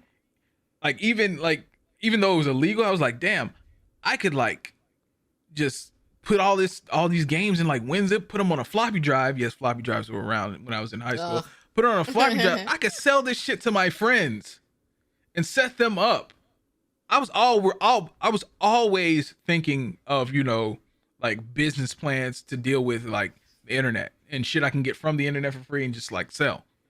So for for us to be at the age we're at and the state that the internet's in, to where everything is online, it was a very, very eye-opening. It wasn't necessarily eye-opening, but it was like, damn, I felt like I called this shit, because not, growing up, like, not everybody was into the internet because they just thought it was a computer or, or a tool for school or something like that. I mean, the internet wasn't even used for work till like the early 2000s. So like the years that we were like basically building the internet, it was a I don't know, people slept on it a lot. So to get to where we at now, it's fucking amazing. And obviously, like, the way that things are going now, it can only get, better or worse, depending on how you view the world. But I'm very grateful for we wouldn't be able to do this shit today if it wasn't for the internet and how things have been, going. So like I said, I'm very grateful for how things have, propelled since the early days of, e-commerce and, content creation and just the scope of things we can do. And I talked about it last week on the podcast. I was like, going, from the 2012 to now is just like seeing the people pave the way for this to be a multi-million billion-dollar industry is awe-inspiring. It's amazing because the people who did it and the people who were there, they saw the potential, and now the potential is exploded. So going forward, it's just like, you can say that you've been there. You can say that you saw it happen, and like years and years down the line, you can show your grandchildren or your children's children or however that's going to work out what it took to get to where we're at. And it's a wild ride, and I hope to be way, like, a part of it way beyond my years.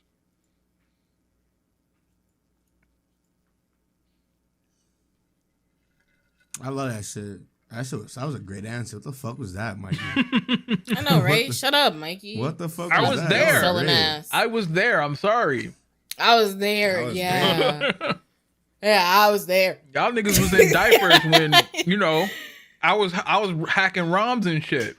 Excuse me for getting my ass changed at an early age. My fault. Let me see, dude. How do I feel? Like how do I feel about? Well, let me see. Let me read this fucking question again. Jesus. How do you feel about digital? Okay, I'm not gonna front you. I guess because we're in the digital age where we can make money off this. I'll be real with you. I don't give a damn about it now. This has been my life for like the last, like 2009, 2010. So like damn near 10, 11 years. I'm like, at this point, I don't give a damn. I'm in it. This is reality to me now. So it's like I don't think too much about like the age that we're in. At this point, it's just how can you finesse to make yourself up? Are you guys excited for like the times where they sell the houses with like Alexa or Siri ingrained into the I'm ready house? for the robot takeover. I'm ready for my kitchen to clean its fucking self. Oh, give me that. Have you guys ever seen Love, Death, and Robots? I heard about it. I haven't seen it. Oh, I think everybody should watch it. There's an episode in the new season where it's this woman, she has like it's a town of old people and there's robots everywhere. And this woman, her robot started acting weird and she went to go like hard reset it, but that shit was like, yeah, now I gotta kill you. And it was the robot? The robot. It was gonna kill her. Oh, because she hit the wrong button. And it was like a death machine. It was like trying to, fuck her up. And I guess she destroyed it. Long story short, she left the town, but the robots was chasing her ass. All of them? Yes, all of them. They stopped. from the robots that were doing the hair machines fucking left the shop. The robots that were playing tennis left the fucking court. They were chasing her down the fucking street. That's why I think everybody should watch Love, Death, and Robots. That shit's fire. Art style and everything. Y'all talk about animation. Oh, beautiful. Well, anyway. You know, I'm going to do that the next time you got something nice to talk about. Go ahead. There was no malice in what I said. Anyway. Though. It was just anyway. Anyway. Yo, what? Huh? Oh my God. You know, you being petty doesn't make you look good and or make you fan favorite anymore. It makes me happy. It makes me happy. Go ahead. It makes me motherfucking happy. I'm being happy. Petty? I'm being petty. Yeah. Women are evil, though.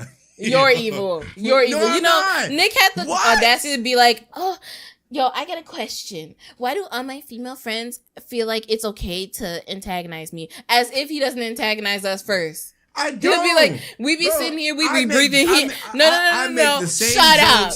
We'll be sitting here and we'll be breathing. And then if we don't say anything to him, he's like, hello, nigga? Like, I'm just sitting here thinking, what do you want from me? I make the same jokes to everybody else. No. Yes. It's not even a joke. I do the same thing to everybody else then. And then you be mad when we come back at you. What is it? Bro, sometimes I be doing shit. I could be sitting here and Nilsa come up in this bitch, yo, fuck you. That's Nilsa in herself. But you treat us all the same. As you said. You want favoritism? At least say hi. Just be like, yo, hey. Fuck no. But no. You gotta hop in. Yeah. You ain't say hi to me and I felt the way, so now I'm about to kick you from the Discord. So that's not anything I've said at all. Yeah. I don't think that's dramatic. I don't think that's ever happened. That's so dramatic. I'm gonna just have to stop you right there. It's along those lines. I come to this bitch casual as hell, be like, yo, it's good. Okay. Silence. Yeah. Okay. I'll just fuck we was just chilling. No. Because as soon as you find out who's in the call, you're like, excuse me? Hello? Yes, because I would expect my female friends to have a lot more compassion. I'm doing my makeup. I ain't worried about you. This is why women are evil. So damn selfish. This is why so damn you're selfish. sensitive. You're sensitive. You're selfish. You're sensitive. You're childish. You're childish. You and like you're childish. The other 4 or 5 women in the server are selfish people. Y'all hate niggas. You're childish. I like Mikey. Mikey's cool. Mikey don't even know you. Mikey. I just want to talk about video games. Like, what are we doing? She doing this thing. Yo, he started. We can do this live. What's up with you, Mom? Yeah, y'all watch that Sonic event? Back if you want to. No. Anyway, let's enter these fucking games, nigga. Yeah. Big dubs, nigga. Yeah. You just didn't win? Anyway, you just didn't win? So, the Sonic 30th anniversary stream happened. And let's just say, you want to say it, Mikey? Say it, man. Mikey. Go ahead, say it. Say it live. They ain't gonna do anything. What they gonna do? Look, I'm not gonna say it because I'm looking towards the future. And at one point in time, I would love this company to be a sponsor of the podcast. So, Sega, you made some interesting fucking choices with this 30th anniversary. Oh, you're nice. I'm very nice. Fuck that. Fuck you. Anybody at Sonic Team, Sega, fuck all of y'all. I want you to know there should be no reason, and I'm going to say this right now, bro. I made this tweet on the day of the day, right? There should be no reason that since 2019 was the last time a Sonic has ever gotten a game, right? That's what, 2-3 years? Mm-hmm. There should be no reason why on his 30th anniversary, the only thing you have to show niggas is a HD remaster, 5 or 6 cameos in games that he doesn't matter in at all, some fucking chain to appeal to some black ass audience, and a teaser of the nigga that we know who can running fast. Then you give a niggas a date. You don't even show gameplay. Why the fuck is it that 2 years of nothing, Sonic has been quiet? Niggas was making videos on this nigga being dead. You were making these cringy ass fucking social media posts, having the voice actors do like some weird other shit on the Twitter. And after 2 years, on the 30th anniversary, Pokemon's 25th anniversary was 2 months ago, right? We got 2 big ass games that are coming out this year, or one that's coming out this year, and another one that's coming out 2 months after, right? Pokemon Go shit, Pokemon Home shit gets updated, Sword and Shield, all that. Everything Pokemon gets celebrated. But Sonic the Hedgehog,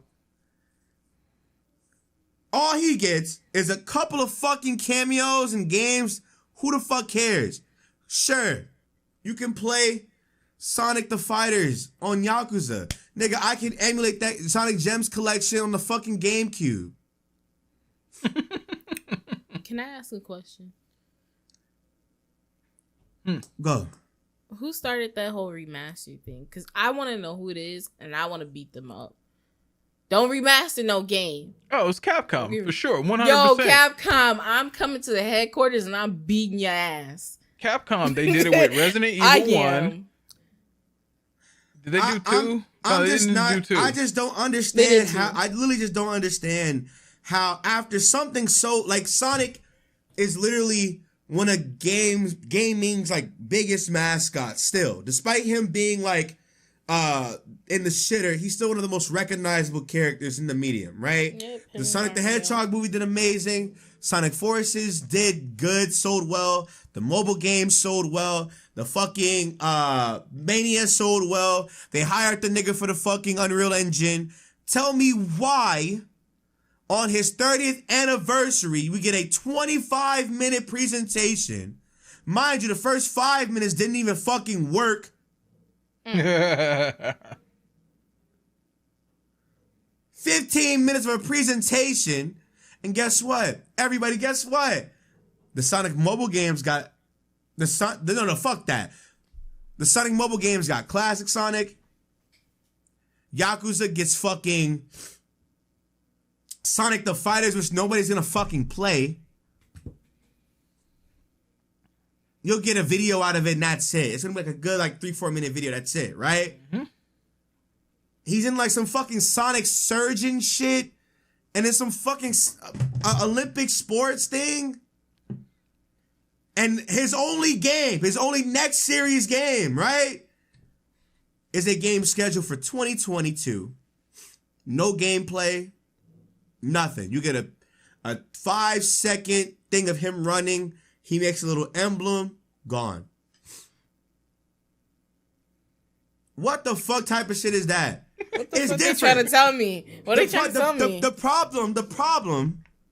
I do not think there's. I hate that trend.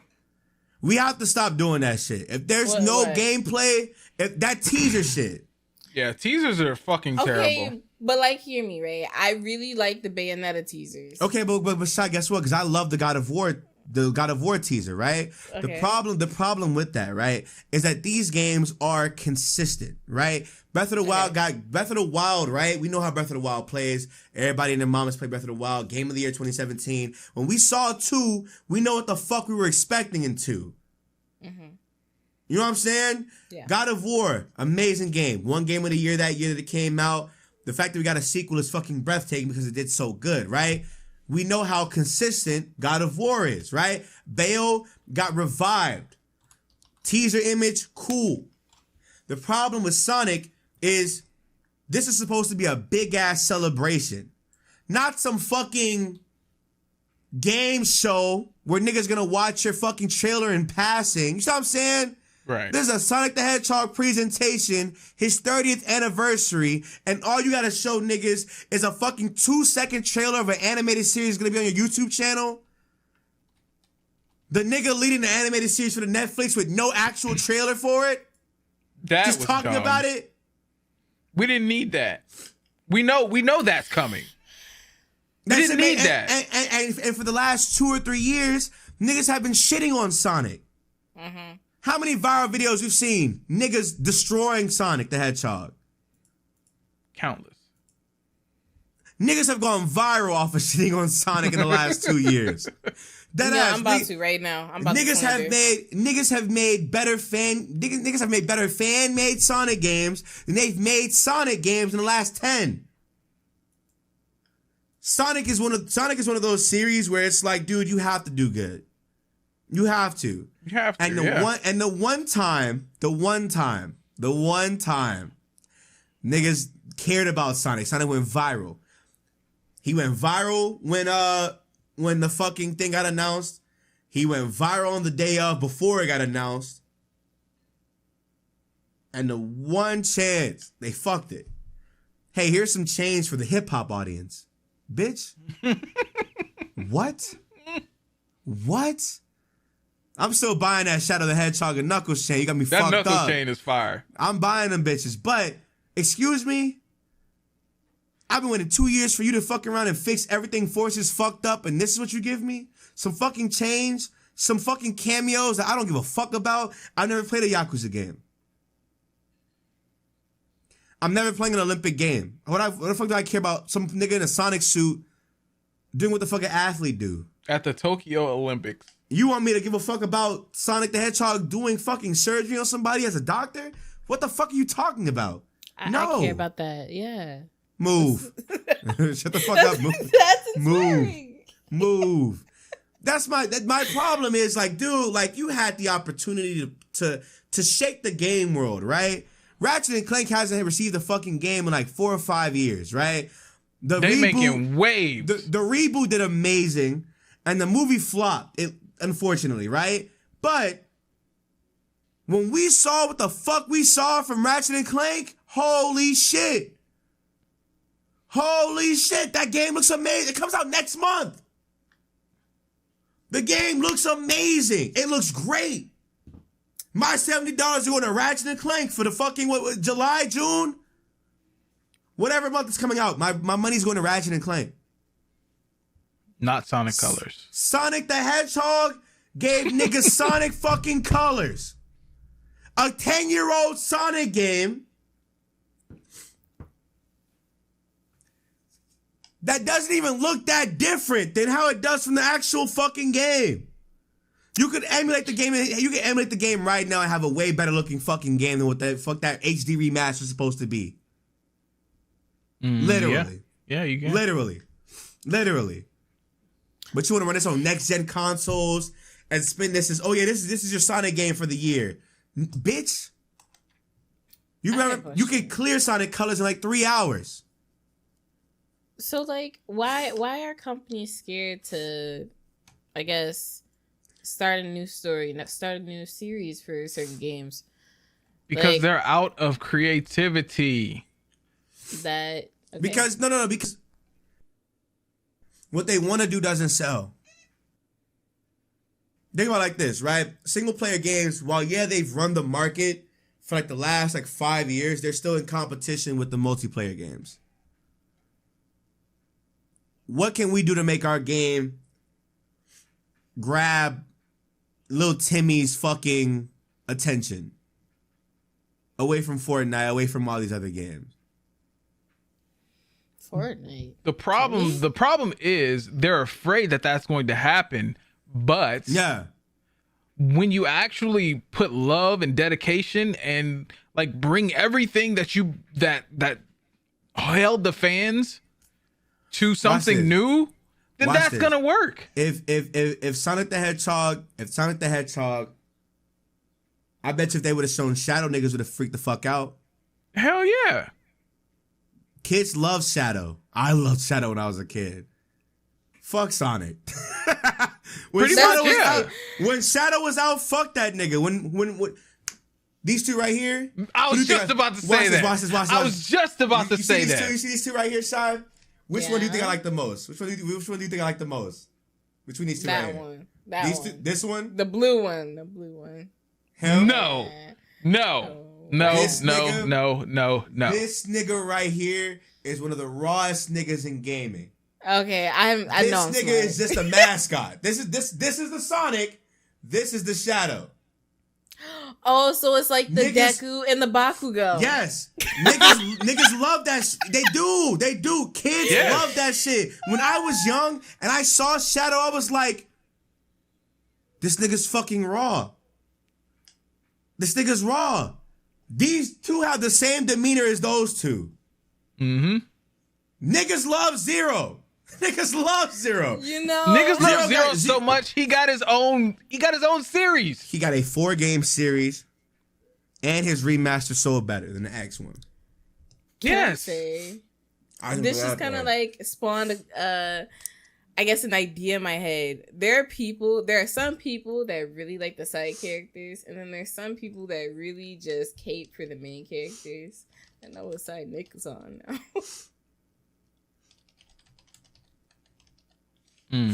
I hate everybody. Why? I hate these game companies. I'm sorry. I'm mad. I'm really mad. No, the it's people. You're mad. I'm sad. I don't get a game. At least you get something. Bro, the problem is fuck Sonic Colors. No. Look, watch this. Fuck all that bullshit, bro. I need the Sonic fandom is so fucking because Sonic Colors is just a 2D fucking Sonic Rush. Yeah. It's dumb. We gotta stop praising that fucking game. The problem there's no reason why 10 years later the Wisp is still relevant. Exactly. I'm gonna tell you the exact problem with these gaming companies. What's up? They don't listen. They listen to no, you know what? It's not even the companies, it's the investors. They listen to the investors more than they listen to the fan base. Just because if more companies would listen to the fan base, what they're saying on YouTube, what they're saying on Twitter, what they're saying on, any platform that gives us a voice, then they would be so much better off than listening to what their investors want. You know why? You know what happened with the Sonic movie? Their investors wanted that realistic looking fucking hedgehog. And niggas complained about it. But then the internet blew up. Internet, bro, they went to so far as to saying, fuck the investors, we have to do Sonic right. And they had to. Because if they didn't, that movie would have flopped. It would have flopped. Giving them so much money, but in reality, when the shit like happens, it's the people that is giving the most money. It's the people, yeah. It's the people. So it's like, fuck the investors completely. Oh yeah, fuck them. Well, the problem is the game wouldn't happen or these titles wouldn't happen without the investors first.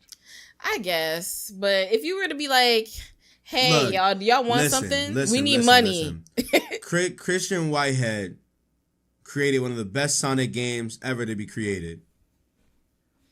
Yeah. He was a fan. Mm-hmm. I love when companies do that, when they give a fuck. I love that. Sega, for the new Sonic game, they hired the Unreal Engine Sonic guy. Yeah.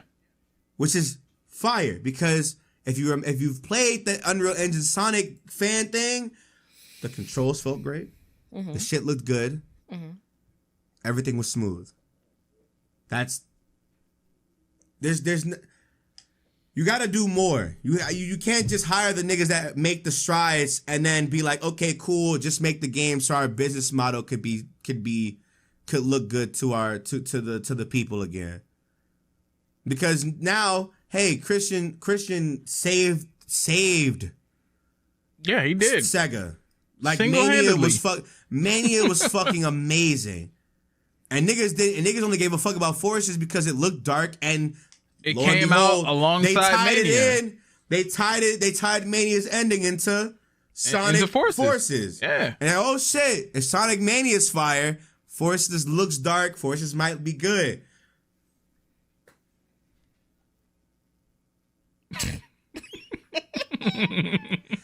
I wasted 20 extra bucks to get that game a whole week early. I beat it in 2 hours. Never again. The game is trash. Like, listen, Sega, I love you, But man, do I hate you. Man, do I hate you. It's the same relationship I have with Capcom. It's the same relationship I have with Sonic has hit it, Mikey. Remember that conversation we had about Mega Man a while ago? Mm-hmm. They hit it. They finally did it. They finally did it, and I don't like that. You know that shit hurt me it hurts me. It hurts me like a motherfucker. I hate it. The thing with Capcom is Capcom has been making great strides with the games that they're putting out. I believe Sega could do it too. I believe they can too. Capcom has not missed a single game since 2013. Literally. I'm thinking. I don't even play Monster Hunter. And, Bro, and the fact that Monster Hunter World, a series that was once niche as fuck, is one of Capcom's best selling games of all time. That says a lot. Resident Evil has not missed a single skip since 7 has come out.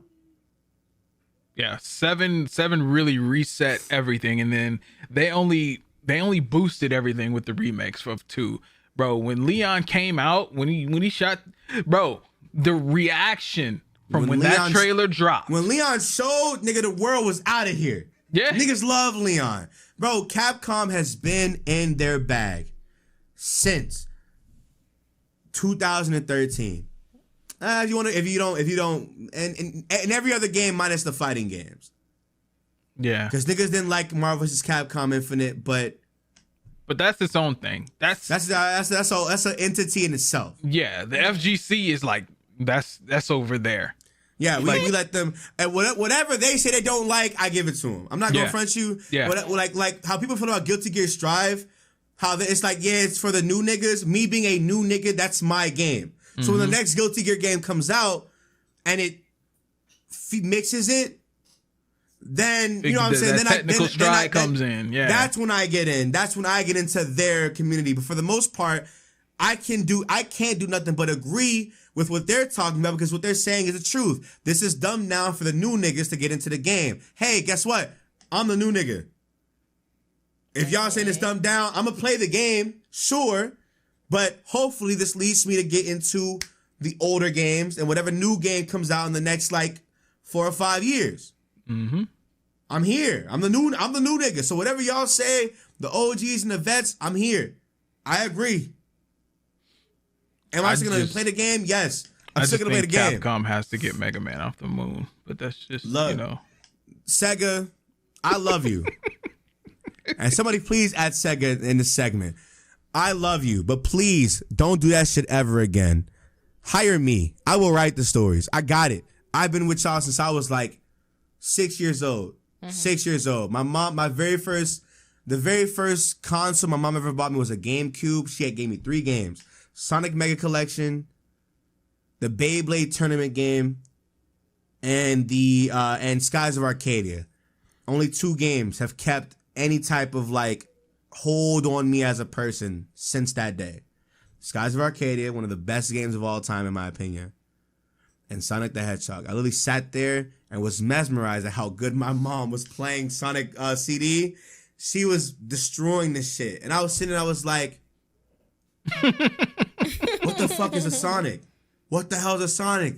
And my mom put me on. She bought the collection. Nigga, I beat CD 1, 2. When I got the Knuckles. Yeah. Fucking masterpiece, bro. That's an amazing fucking game.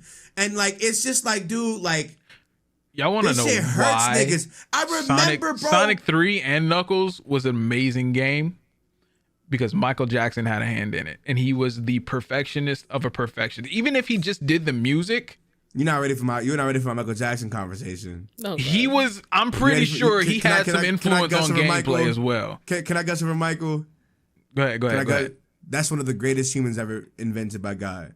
Oh yeah, 100%. I think Michael Jackson is damn near one of the most perfect people on this planet. I used to sit down, watch documentaries on Michael. The whole Jackson 5.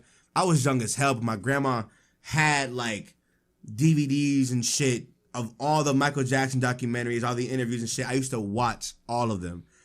for one of my talent shows, I used to dead ass had the Michael Jackson. Everybody joints. did. I used to, The glove, the shoes, Michael Jackson is the high literally socks with the perfect flood human pants, being. bro.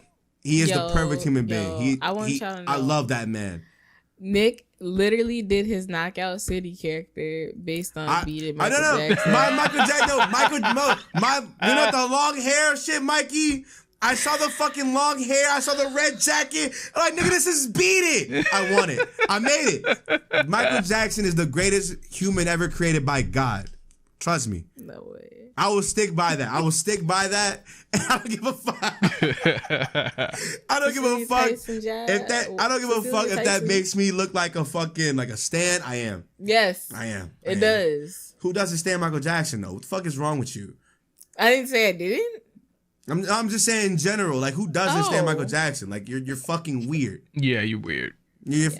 Anyway, but like I said, Sega, look, I love you. I love the Sonic franchise like countless other people do.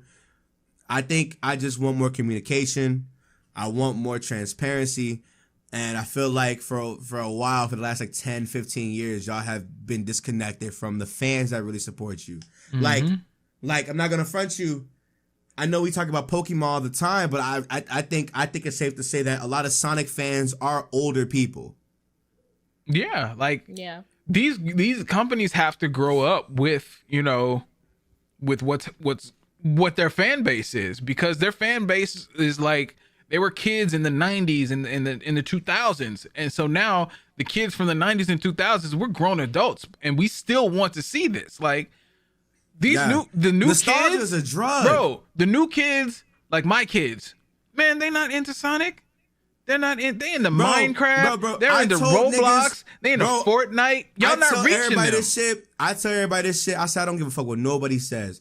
Pokemon may be directed at kids, but I gave Brendan Pokemon Sword and Shield with DLC on them. I gave him Let's Go Pikachu and Let's Go Eevee. When I let him play this shit over here on my house, I gave him Sun and Moon. I gave him X and Y. I gave him Oris. I let him play my fucking DS for Platinum. Brendan does not give a fuck about Pokemon. That was so He doesn't. But that's what I'm saying. He'll ask for it. He'll play it for like 2 seconds. My nigga, he will. My kids don't give a fuck about Pokemon either. I've seen Brendan put more hours into Borderlands the series than I have the series. When the collection came out, they got him the series, the 1 prequel, 2, 3. Brendan has literally binged all of Borderlands in the span of a month. It's a good story. Fire. I can't even do that. We gotta play 2. You gotta play 2, Ma? We have to play 2. We play 2 at least once a year. Sorry, we play 2 at least once a year. Play with the boys, because I love 2. 2 is one of those games where you can just always come back and play, and it's amazing each and every time. Let me double check. You probably have it because of me. If you don't have it already, no, you're not that. Nigga, we have share games on Steam. What the fuck was that? Bro, niggas can't have shit, bro. Like, that's just not what I said. There's just no love here. Like, what the fuck am I even here for? That's crazy. Why would you say that?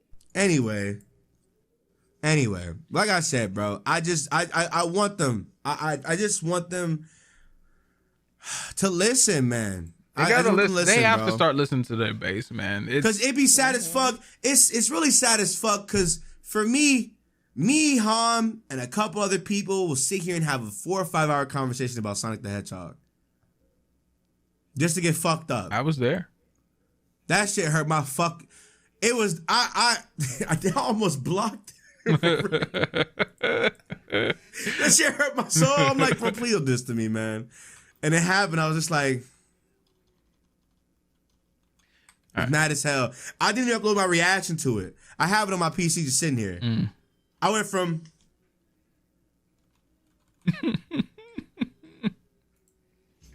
it was just bad. It was not a good presentation. It was a bad presentation. I will give them the animation. The animation that they did show, that shit was fire. I love the way that looked.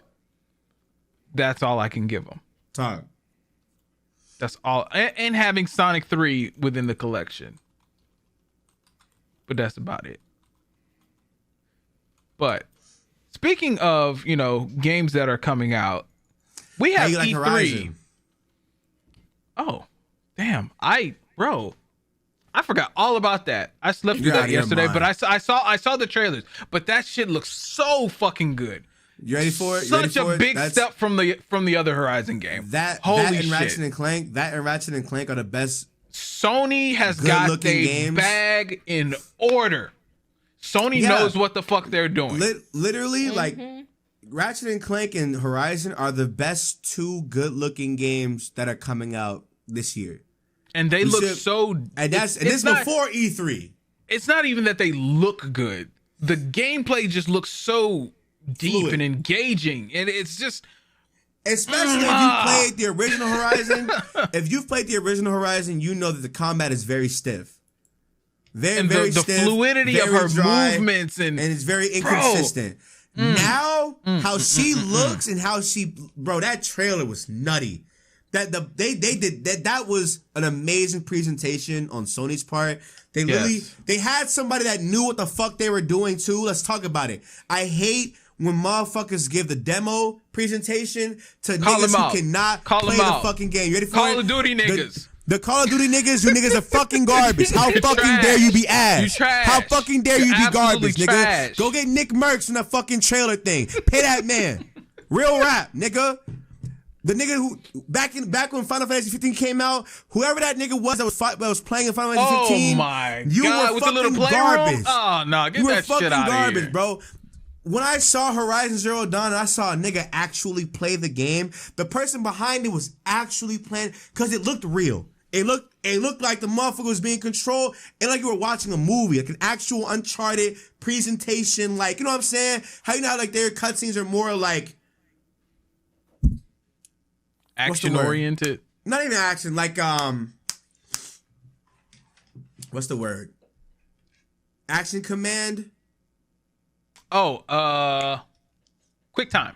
Yeah, it looked like quick time events, but no, this is an actual nigga doing the shit. It looked like I was watching a nigga just genuinely like I was watching the fucking computer like dead ass move.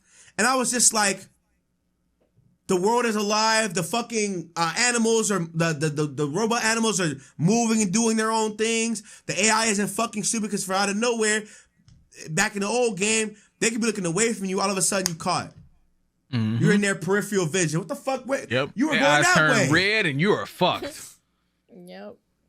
That shit looked beautiful. The water detail looked amazing. The transition from the water looked amazing. The boss fight looked great. It's like it looked like every boss had. It looks like for the most part how they were trying to like market it was every boss that you'll fight is going to have their own specific weaknesses. Yeah, they're gonna have their own gimmick. Their own gimmick to them, which is fire because if the gameplay is as deep, because those are actual combos that she was doing when she was fighting niggas. Those aren't just you pressing fucking square. No, those are you doing shit and moving shit. It's like, that's fire to me. She looks amazing. She looks better than how she did. The world looks a lot more colorful than how it did in the first one. The first one looks better. Yeah, the first one was either you were in the snowy area, it was all white. You were in the dusty area, it was all gray. You was in the forest, it was all green. The forest area, it was all green. Yeah, everything just looks. This shit looks so abstract. It looked colorful. The detail in it, you can tell this is the next gen. Yes. I have a confession. Hi. I haven't played the game. Does you have the game on PC? I haven't beaten it. You should cop it. It's probably put it on G2A for like $20. Yeah, $15. It's relatively cheap. Oh no. It's a $60 game for $20. I'm good. No. Speaking of Sony games being on the PC, I'll buy it, damn it. How do y'all feel about Sony getting into the PC market, and what does that mean for a lot of shit? What does that mean? Oh, can they make a graphics card? So you ready for it? Ready for it? I think Sony getting into PC is them taking advantage of the fact that they're ahead. Yes. Mm-hmm. Because it's like yeah, guess what, Microsoft, you can have the PC, put our shit on there, watch what happens. Exactly. Watch what happens when you get like a fucking a Sony exclusive for a PC. hey, you want this game? Guess what? You can get it on PS5, but you can also get it on PC. Look at the little bundles. For $1,200, you can get an amazing PC that's optimized to run this Sony exclusive. Mm-hmm. They still own Vio. They can bring out Vio PCs. So like, so Sony is doing what they're doing. I love it. It's competition. I love it. How do y'all feel about the Switch Pro finally coming out? Because that's been getting leaked everywhere. Yes. You can't fucking keep that shit. Why? Well, they still don't have the name for it, and I am all for Super Nintendo Switch. That's just I love that name.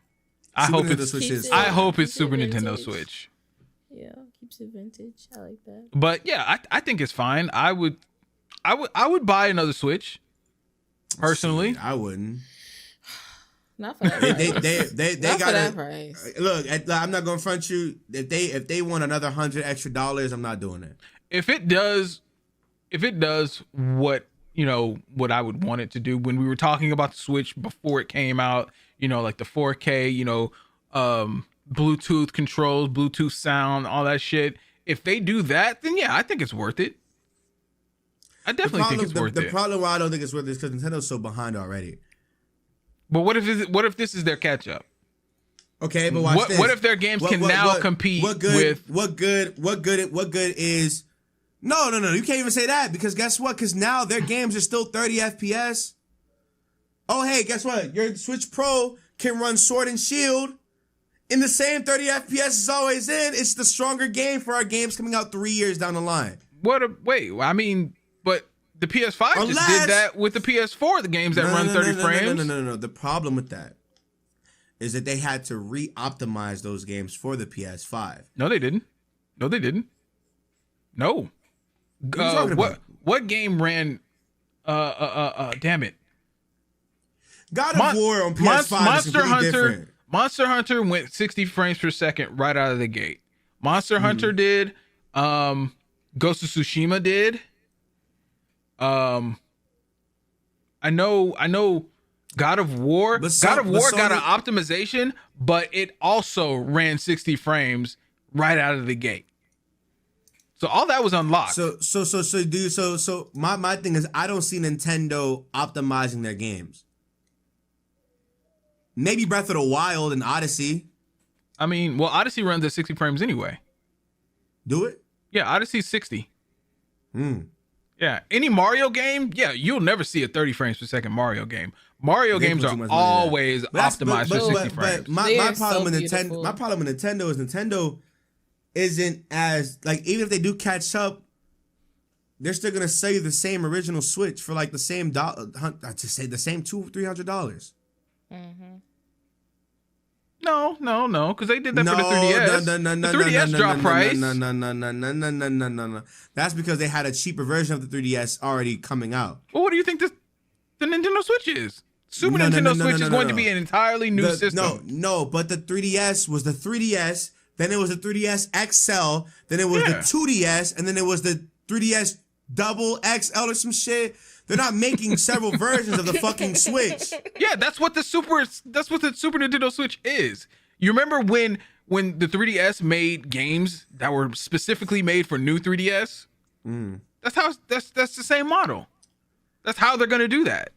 But the 3DS still sold exactly the same. It was still 180, 160. No. The new 3DS was a lot more expensive than the original. regular 3DS. The original was like 160, 170, even after a year after the XL came out. They were originally $199. $200. So they got a $50 price cut when the new 3DS came out. The new 3DS is fucking nutty. I know. I bought a lot of them. You bought too many of them. I bought a lot. Why? This nigga Mikey is a pirater. Okay, so my 3DS was the one that I sent to Japan and got the capture card. That I paid full price for that. And then I bought a second one. I bought the XL and got a capture card in that. I paid what? I paid like one. I think no. Yeah, I paid full price for that too. And then I bought a new 3DS I don't think I paid full price for that. I think I got that at GameStop used. Mm-hmm. But then I bought 3 2DSs, which are like $99 each. So like, yeah, those 2DSs were selling like fucking hotcakes. Not hotcakes. Hotcakes. Y'all ever had hotcakes? They're pancakes. Right? What was you trying to say? I was just asking a question, damn. But no, like, yeah, I think they're going with that same model, that same mindset with the new Switch when that comes out. So expect a small price break, and even like with the smaller Switches, they're like $199, right? So expect those to go down to like $150. And then probably the Switches that are like on sale now, what are they, $299 now? Those will probably go down to $250. Mm. And then the new Switch that comes along will probably be, you know, the $299 to $300, depending on the bundle or whatever. They're gonna bundle it, so just be ready for that. Mm. But yeah, I think they're going with that same model because that's the model that worked, and I highly doubt that with all the stuff that's the thing with Nintendo is they come in underperform, and then later on they put it on the same level. So when it's on the same level, that means everything is standard. So they can charge that premium price for standard shit because they came in underneath. So that's how Nintendo does it. It's absolutely fucking genius. So my thing is, now that we're getting a next gen Switch, is how much is it going to compete with the current gen? Because when we get those specs, you'll have an answer. Yeah, when we get the specs. Yeah. Because I'd be I can't lie to you. After seeing those Breath of the Wild mods, I need that. If it was running, nigga, if Breath of the Wild 2 running that smooth, nigga, we need that. Game of the year. We need that. Shit. Yeah, if we can get the Breath of the Wild running emulator quality on the Switch, that would be something. That would be absolutely crazy. Well, say while we're here, I mean, what y'all want from E3 this year? Oh man, that's no. Do you fuck with that? Do you fuck with that segue? That segue is fire. Yeah. Oh. I be podcasting, bruh. Come on, man. I'm good with this shit. Everybody knows me. Now. No. Any type of Mega Man game is always on the bingo card for me. I have given it up from a straight hard Mega Man Legends 3 to the idea of having Mega Man X9 as well. So that's what I'm hoping for. Now, I'm excited to see more of Gotham Knights as well. I'm excited to see more of that. But if we're talking about some new shit, I want Mega Man X9 or fuck it, I want a new Mario game. Like Odyssey was cool, but I want a new Mario game. We need a next gen Mario game. Yeah, that has to come. Yeah. I think it might be too early though. They might skip this year and go for next year. They can announce. Yeah, you're right. Yeah, but announcing shit from Nintendo really never goes. Look at Metroid. Just look at Metroid. I think for me, I think the best things I'm looking forward to, since Sony's not going to be there, which from them, all I really want is God of War, Final Fantasy, but we're probably gonna see 16 anyway. I forgot about 16. Origin will be at E3. I think from Nintendo, you know what I want. Say it. What I want, Mikey? Pokken? Fuck no. Breath of the Wild 2. Breath of the Wild 2. The only Nintendo game that matters right now. The only Nintendo game that matters to me right now is Breath of the Wild 2. Niggas gonna hear that and be like, oh my god, Nick, but Pokemon. No, nigga, no. Bitch, no. No. We just got Pokemon news. We don't. Breath of the Wild 2. Breath of the Wild 2 is the only Nintendo game I give a fuck about. If they, I'm gonna say if they actually finally drop a Bayo 3 trailer, we're out of here. We're good. That's fine. Bayo 3 is gonna be such a good fucking game, bro. It's gonna be great. It's gonna be fire. They let it be. They just, I think. What's another one? I don't know. A lot of the games I'm looking forward to this year aren't gonna be at E3. But with that being said, I think Nintendo will have gameplay for their Pokemon games. They will have they'll definitely have a lot more third-party games to show off that's on the Switch. I'm all about the surprises. I want to see more of Gunvolt 3 as well. I really want Breath of the Wild 2. I think Breath of the Wild 2, Bayo 3, and if they have a Metroid trailer, that's like a wild card. It's like whoa. But if they don't, then I'm not gonna beat myself up over it. But I really just want Breath of the Wild and Bayo 3. That's how I'm at. From Nintendo. Microsoft, I think they'll have another. They'll probably have Scarlet Nexus promo. They'll probably have some more Forzas. New Dragon Ball game. New Dragon Ball game. Microsoft will get that. Yeah. They always get that stuff for that type. They've been doing that for like the last 2 or 3 years now. Another one that could probably be decent. They did just buy out what's the people that made Fallout. Oh yeah, they did get them. So I doubt we'll see anything of. Elder Scrolls. We'll see Elden Ring. We'll see Elden. We'll yeah, see Elden Ring's Ring. Definitely. Yeah. Elden Ring's getting showed off, and maybe a new Fallout. Keep it. Maybe a new Fallout. Keep it. Yeah, keep it. Why? 76 was. Okay. Okay. But for real, like I think Microsoft will show its usual. They might have some 3 or good. No. What was that last? Was the last? What award show or not award show? What stream was that had those 2 zombie games that were like back to back? One was like a Van Helsing looking game, and one was like another zombie looking game. It was literally right back to back. It was something. I don't remember the names of the game, but I remember looking at it. Like they were don't remember. What was that, like a 4-player co-op type beat? Oh yeah. Shit. Back 4 Blood needs a new beta this summer. We need to get a beta. Yes, we need a Back 4 Blood beta. Whoever can get the Back 4 Blood guys to drop that, because they dropped the trailer last month or whatever. Mm-hmm. Drop the announcement. There's going to be a summer beta. There's a summer beta. You get to do 2 or 3 more extra stages. I'm out of there. I need more content from y'all. There is no ifs, ands, or buts about it. I need that. Somebody at the Back 4 Blood niggas, I need y'all. Okay, gotcha. I need y'all. That game was so fucking good. Like it scratched that Left 4 Dead itch that died for me years ago. Mm-hmm.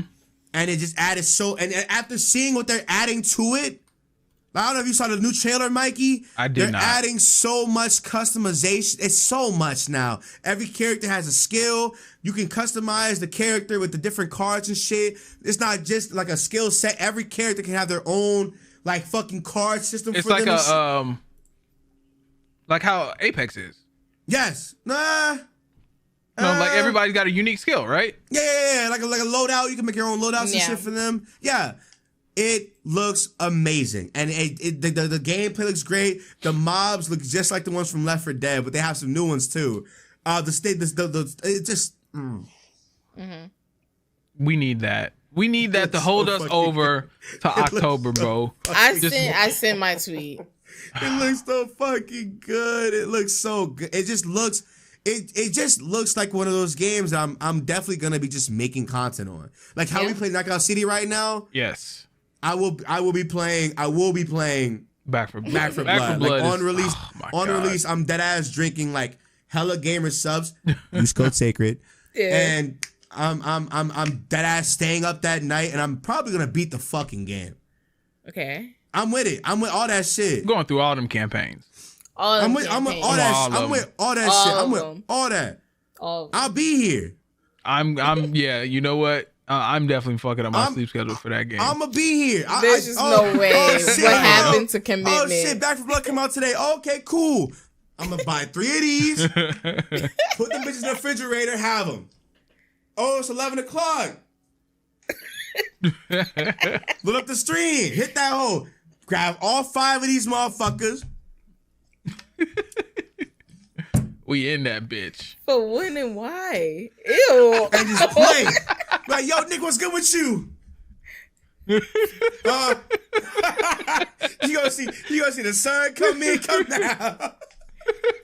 Disgusting. Right. What's wrong with you? All that blackness over there is gonna be all bright. Like Nick, turn the camera on. It's on. Nigga? Yeah. In that bitch. Cooling. You gonna hear Ham in the background making some weird joke. Jalen gonna say some gay shit. You're gonna be ass. It's gonna be a great time. It's gonna be a great time. Life is great. Yeah, Life is good when that game comes out. Facts. Yes. Yeah. That's one of those games I know that I'm gonna put hours. I just know. I can't wait for that. Another game? I don't know. I think I'm really excited for the games that we already have announced to come out and or have trailers. I wouldn't mind that first Sony presentation where they showed damn near everything. They showed the new Final Fantasy, God of War, all that Ratchet and Clank. At this point, nigga, it's just a waiting game. Did y'all ever play Lost Planet? No. Capcom game. Let me see. Look like Dead Cells. Yeah. You mean was it Dead Space? Dead Space? Yeah. It was similar to Dead Space, but it was kind of like a team co-op thing. I know the second one was like a team co-op thing. I wouldn't mind a collection of that for the new gen. Did Halo flop? I don't think so. Can you ever really say Halo flopped? You know, No. Halo's a staple in like Microsoft. I don't think you can. Did the new game come out and did it It's flop? not out. No, it's not out yet. Okay. We're still waiting on Halo Infinite. That's gonna be. Oh yeah, that's gonna be a mainstay. That's gonna be a mainstay. That's gonna be sure, front then. and center at That's E3. what I was thinking about. I'm like Microsoft has Halo. I don't know if it came out already or not, but they have Halo. Halo's definitely gonna be there. Okay. Oh. I think that's it for me. I think I'm good on everything else, really. Man, I'm really just. You know what? I said Gotham Knights earlier, and I also want to see more of the Suicide Squad game. I want to see that. Like WB, bro. They've got Harry Potter. They've got Suicide Squad. They've got Gotham Knights. And there's still one more game that they said they were working on. Did they say it was a Superman game? I think that was just a rumor. Superman game. There is a Superman game. There is one. If Rocksteady shows a Superman game, I'm just gonna nut. I'm sorry. Oh. I'm just gonna nut. If it's good, for sure. Bro, Rocksteady, I don't think Rocksteady they can't do any wrong. They can't do wrong. No. But yeah, for that, I heard, oh, yes. The game so Marvel 4. I need Marvel vs. Capcom 4. They need to stop bullshitting. I need that. Not the bullshit. They bullshitting. I need Marvel vs. Capcom 4. And I also want to see what the fuck WB is doing with the Marvel license. I got to see whatever's going on with that. Is it NetherRealm who has it? Or the rumor who has it? Is it NetherRealm? I think it's NetherRealm, yeah. Cuz bro, if they do Injustice versus Avengers, oh my god.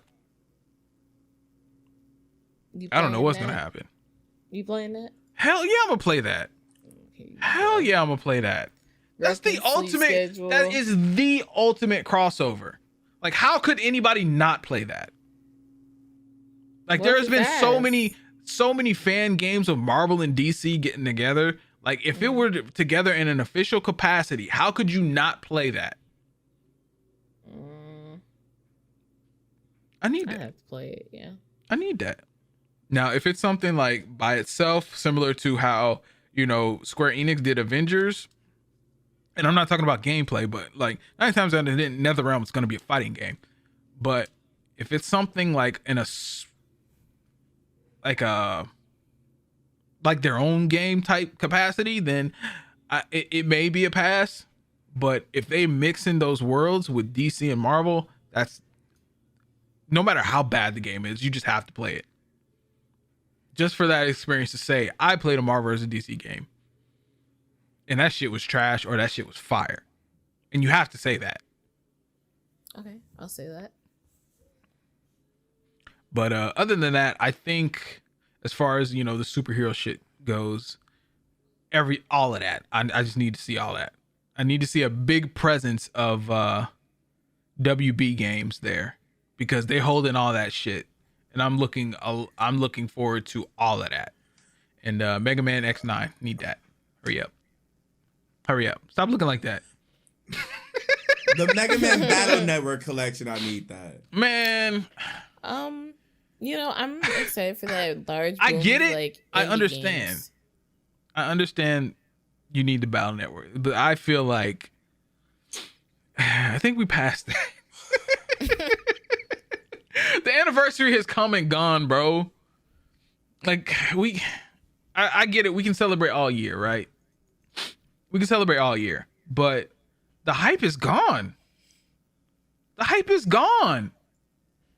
If you were gonna hype up Mega Man, it would be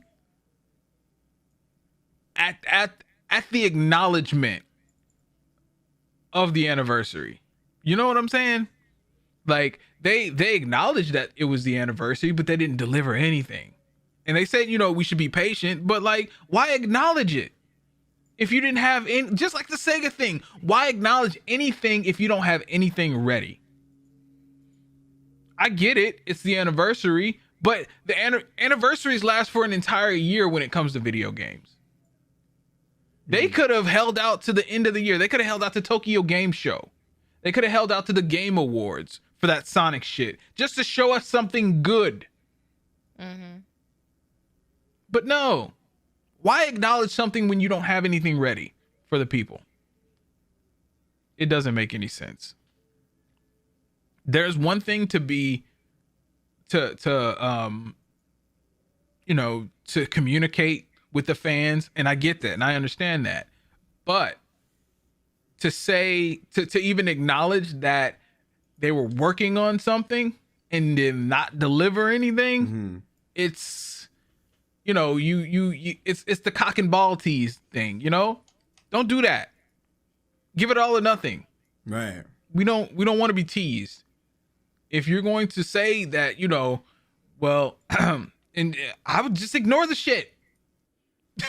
Just ignore it. I'm telling you, whenever I know I might be the only nigga that does this, whenever they like do that teaser shit, I'd be like, oh, okay, that's cool, then I forget about it. Like, just like with fucking Rockman in the Battle Network collection. If there is a collection. I forget about all that shit. I stopped caring.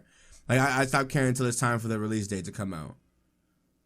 And that's a lot of games, man.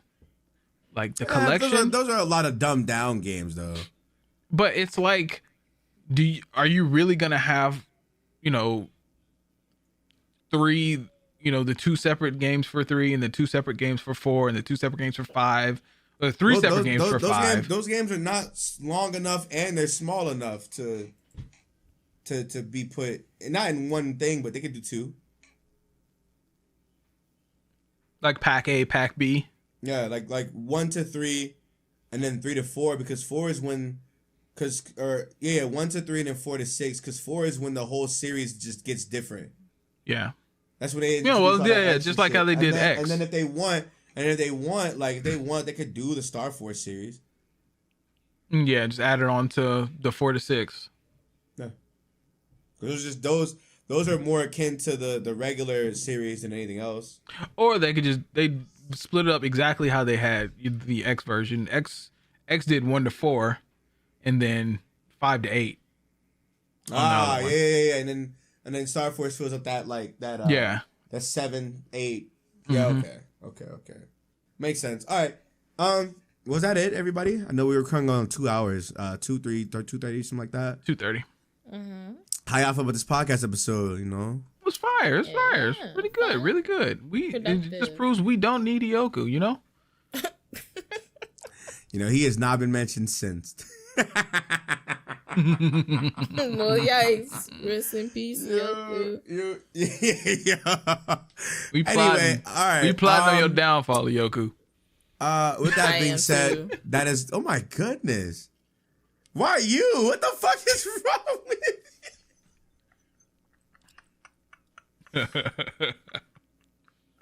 Anyway, that's gonna be it for us this week. Hope you guys enjoyed today's podcast or this week's podcast. We will see you next week, and hopefully you guys are hope you guys have a good week and a good and safe weekend. Make sure you leave a like on the YouTube, 5-star the podcast, heart the podcast over on Spotify, 5-star on Apple Music, all that good stuff. Oh shit! Rate the podcast and join the Patreon and join the Discord too. It's Memorial Day weekend. Oh yeah! I'm ready for some barbecue. Hey, factoids, Let's fucking go. baby. Barbecue. Know what I'm saying? Appreciate y'all for Holy sliding shit. through. Y'all have a great and a safe weekend. We will talk to you all when we talk to you all. Bye. Bye.